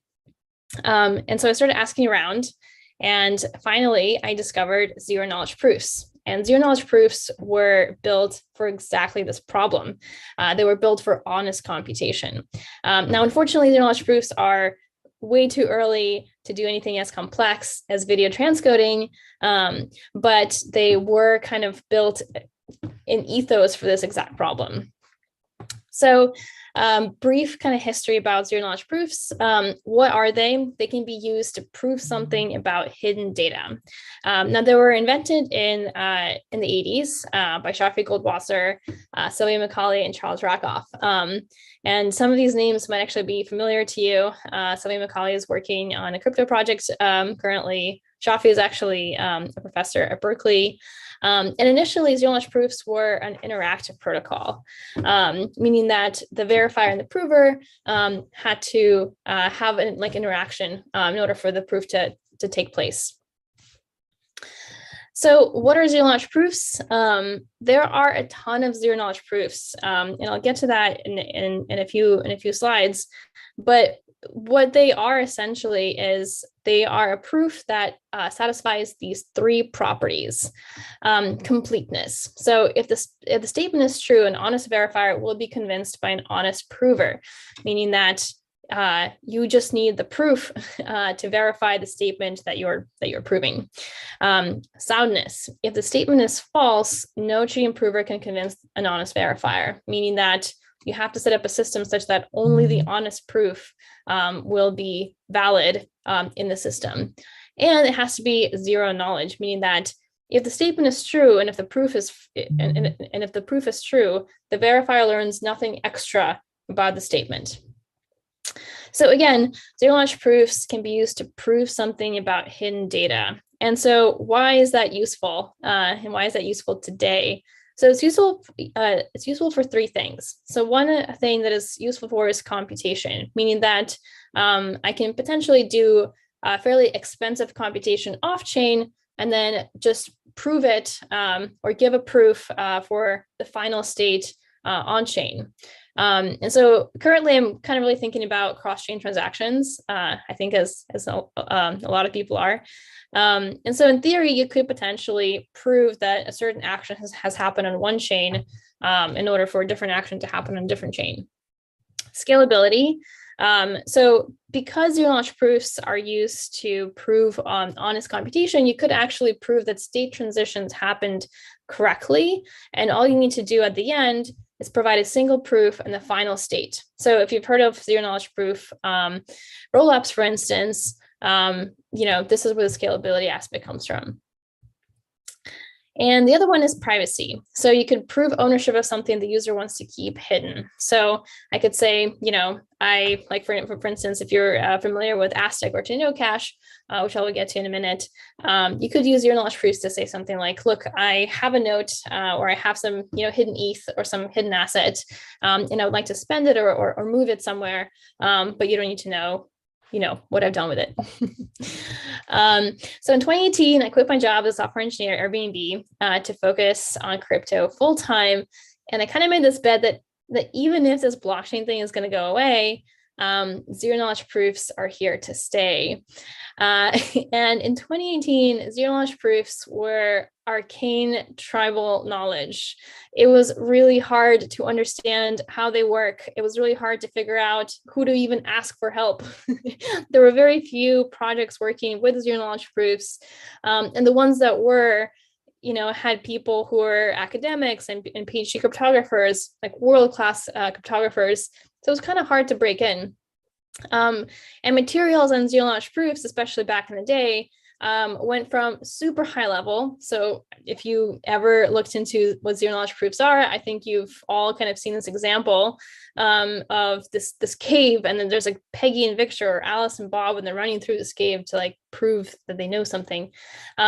So most materials kind of went from this super high level to extremely low level. So when Dusty and I were working on trying to figure out what zero knowledge proofs are and digging through academic papers, we would find statements in the abstract, like in the summary of the paper, that were as complex as this one. For instance, one knows that through the construction that the sextic twist will be the D type, which means one doesn't have to count points on the elliptic curve to check their order. It was really hard to get into zero-knowledge proofs. However, fortunately, today we have plenty of access to really, really good material and extremely great tooling to make zero-knowledge proof development fun and accessible and easy and fast, which I guess is kind of the more important part when you're working on a hackathon project. So I kind of want to go over slightly more history about zero-knowledge proofs. I want to highlight some of the evolutions that kind of have happened that led to the zero-knowledge proofs that we have today. So in 2011, there was a first paper that coined the term ZK snarks. And ZK snarks just stand for Succinct Non-Interactive Arguments of Knowledge. That paper was authored by Alessandro Chiesa and Aaron Tromer, both of whom you might have heard of. They were both Zcash founding scientists. And then in 2013, we had a paper that made ZK snarks more kind of applicable to general computing, meaning that before zero-knowledge proofs were, again, like fairly difficult to use. And then in 2016, Jans Groth, who is a professor at University College of London, made a paper in 2016 that actually made ZK snarks pretty darn efficient to use. And if you guys have heard of Zcash, for instance, the sapling protocol of Zcash, which is their main privacy mechanism, is based off of Groth 16, as well as quite a bit of Ethereum-based or zero-knowledge proof Ethereum smart contracts are based on Groth 16 as well. So I'm not going to go into exactly how ZK snarks work, but I do want to give you guys the intuition behind how they work so that you know their limitations and what they can do, but also so you have the necessary knowledge to go and read up on these concepts on your own. So a snark construction has these 5 steps. And for the first 4 steps, meaning how you go from a computation, so like a statement, to a quadratic arithmetic program, or CAP, there is actually a great tutorial by Stefan Demille from Decentric that kind of goes over exactly how computation goes from like a statement, like an if statement even, to like a rank 1 constraint system. And for the last step of how you actually make a snark, there is quite an amazing tutorial by Maxime that actually goes over the intuition of how polynomials can be used to prove certain information. Now, the most efficient curve for Groth 16 zero-knowledge proofs is BLS 12381. Unfortunately, Ethereum does not support it, despite a lot of EIP and a lot of efforts. But there is a great article that explains the curve and why it's so efficient. So kind of a huge overview of how ZK snarks work. For snarks, we have kind of a predictable way to transform a statement into what's called a language of polynomials. And like with any proof system, there is a prover that is trying to prove something and a verifier. So a prover here can be the end user, and a verifier can be a smart contract on Ethereum. And there is a challenge, meaning what is this prover trying to prove? Maybe this prover is trying to prove that I have some hidden state in a game, or I have, a note that has some balance that I'm trying to spend. And the verifier could be a smart contract that actually validates those statements. Now, we do need to make this challenge non-interactive. And so we need to kind of hard code this common reference string, which is part of the trusted setup when you actually set up this like a smart contract, for instance, you do need to go through the step of setting this up. And this is such so that the challenge or the proof that the user gives you can actually be validated. Now for Groth16 in particular, this is kind of done by using elliptic curve pairings, which I won't go into today, but not all zero knowledge proofs kind of have this property. So I am going to focus a bit on Groth16. And so why is Groth16 so great? Now, zero knowledge proofs are typically graded on 3 things, which is prover time, proof size, and verification time. Prover time means how long does it take for me to actually make the proof. Proof size means how big is the proof, which if you are dealing with an Ethereum smart contract, this is an important part for you to consider. And then verification time. So given the proof, how fast can a validator actually validate the proof? And Groth16 has actually pretty good metrics for all of those 3 things, even on curve, what was it, BN 124 that Ethereum uses. So it has pretty good prover time. It has great proof size. 192 bytes is really, really good. And it has constant and fast verification time, which again is exactly what we need for a blockchain-based crypto system. So the other things that zero knowledge proofs are sometimes graded on is, again, the size of this common reference string, cryptographic assumptions. So for instance, Groth16 uses elliptic curve pairings, and that is, for instance, not quantum secure. And for instance, Groth16 does have a trusted setup, which can lead to some disadvantages. So the trusted setup, I have a great tutorial here that kind of explains how it works, but I do want to put kind of a caveat that we do have kind of tools in place to make this less scary and less quote unquote trusted for you to set up a system. And I'll get into that in a minute. So in 2017 onwards, there was this huge push in academia, as well as in companies and in commercial kind of activity as well, to figure out how do we do zero knowledge proofs that don't have this trusted setup. And there were a couple techniques that were being kind of experimented with at the time, most notably this paper that came out in 2010, sometimes referred to as KCG. And I have a great explainer for what that means. This paper kind of led a pretty big explosion in activity for discovering new zero knowledge proofs that don't have a trusted setup. And to kind of give you guys an idea of how many zero knowledge proofs kind of erupted that did not have a trusted setup from 2017. We had several that were published in 2017. We had some in 2018. We had a ton in 2019, and we had some in 2020 as well. So for those of you who might be like overwhelmed by the slide, kind of want to highlight these 3 that I would kind of pay attention to.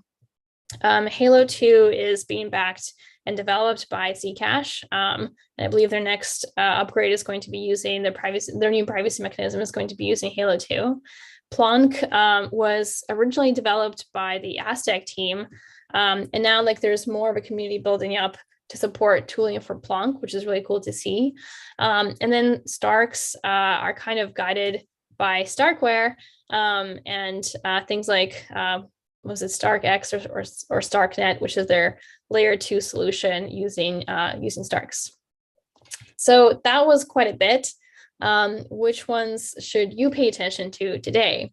So again, I think Groth16 actually is still one of the best kind of solutions or best approaches for you to use, primarily because we have such great tooling around it.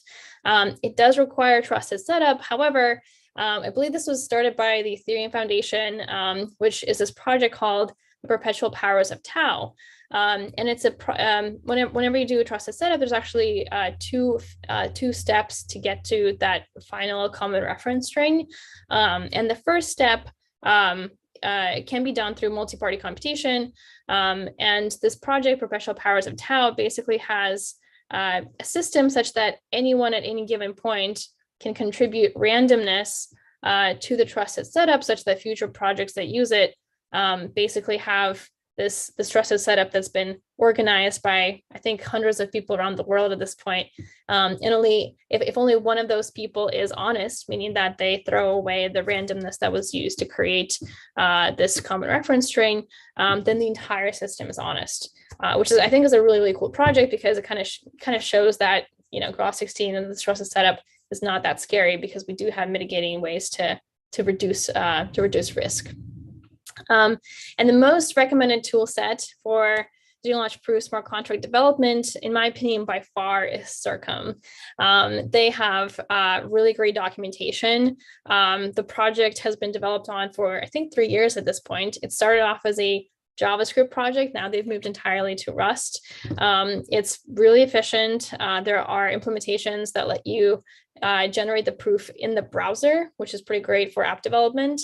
And they also have a smart contract verifier. So you can run a command and it kind of auto generates a smart contract with the verifier in place, so you can deploy a smart contract pretty easily with it. So I want to kind of point out some notable examples of projects in the Ethereum ecosystem that not only use Circum, but are also based in Groth16. One such category is gaming. So as we all know, Ethereum is a public state. So if you want to create a game that has some, like, hidden state, it's kind of hard. Like, for instance, how would you make Battleship on Ethereum when the state is totally transparent? It's pretty hard. So one notable example is Dark Forest. I don't know if you guys are familiar with it, but if you're not, highly, highly recommend it. It's probably one of the first genuinely fun games that are based entirely in Ethereum, at least in my perspective. I know there's like a ton that have come up recently, but I personally have spent an embarrassing amount of time playing Dark Forest. And the idea behind it is you can claim planets on Ethereum with the help of zero-knowledge proofs, such that your opponents don't know which planet you claimed. So it's a pretty cool game mechanic. The other notable example of things you can do with zero-knowledge proofs today on Ethereum is private transactions. So for instance, I mentioned Tornado Cash earlier. Tornado Cash is, I think, one of the biggest privacy kind of mechanisms for Ethereum today, and is based on Circum, which is pretty cool. You can check out their GitHub, you can check out their circuits. You can kind of use that code base as an example of a production-ready project that runs in the browser and uses Circum as their main circuit generator. So the other one that I want to point out is Plonk. So Plonk is another zero-knowledge proof system. And remember how I said that zero-knowledge proof systems are graded on these 3 metrics, which is prover time, proof size, verification time. And so overall, Plonk, still lags behind Groth16, but not by much. And it actually does outperform Groth16 for Ethereum-based curves for operations like MIMC and Peterson commitments. Now, Plonk does require a universal setup. So instead of doing a trusted setup for every time you update your circuit, meaning every time you update your zero-knowledge proof kind of logic, here you don't have to do that. So you can use a universal setup. So you can actually use the phase 1 of the perpetual powers of Tau that I mentioned earlier. You can kind of skip this entire step. And the most recommended tool set for this, again, is Circum. Circum is probably one of my favorite kind of open source projects for zero-knowledge proof tooling today.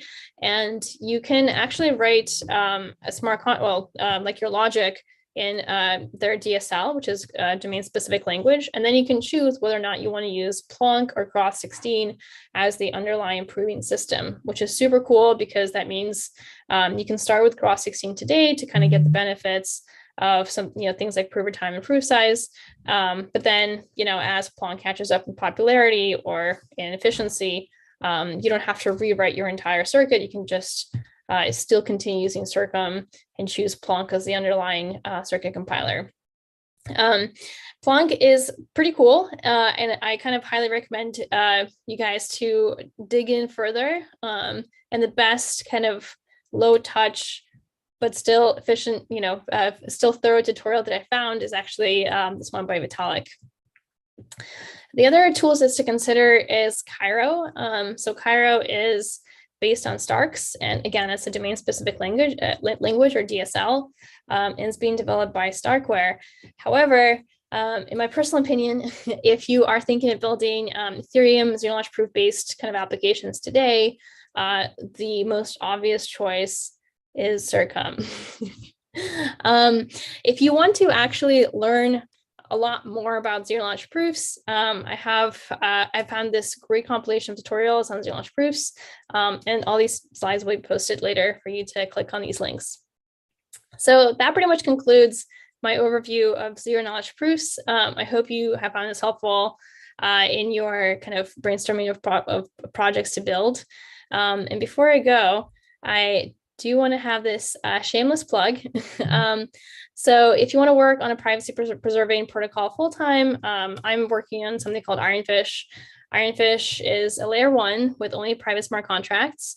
And our goal is to bridge to Ethereum so that we can give every Ethereum asset the best available privacy. So if you have any more questions, let me know. All these slides will be posted on my Twitter.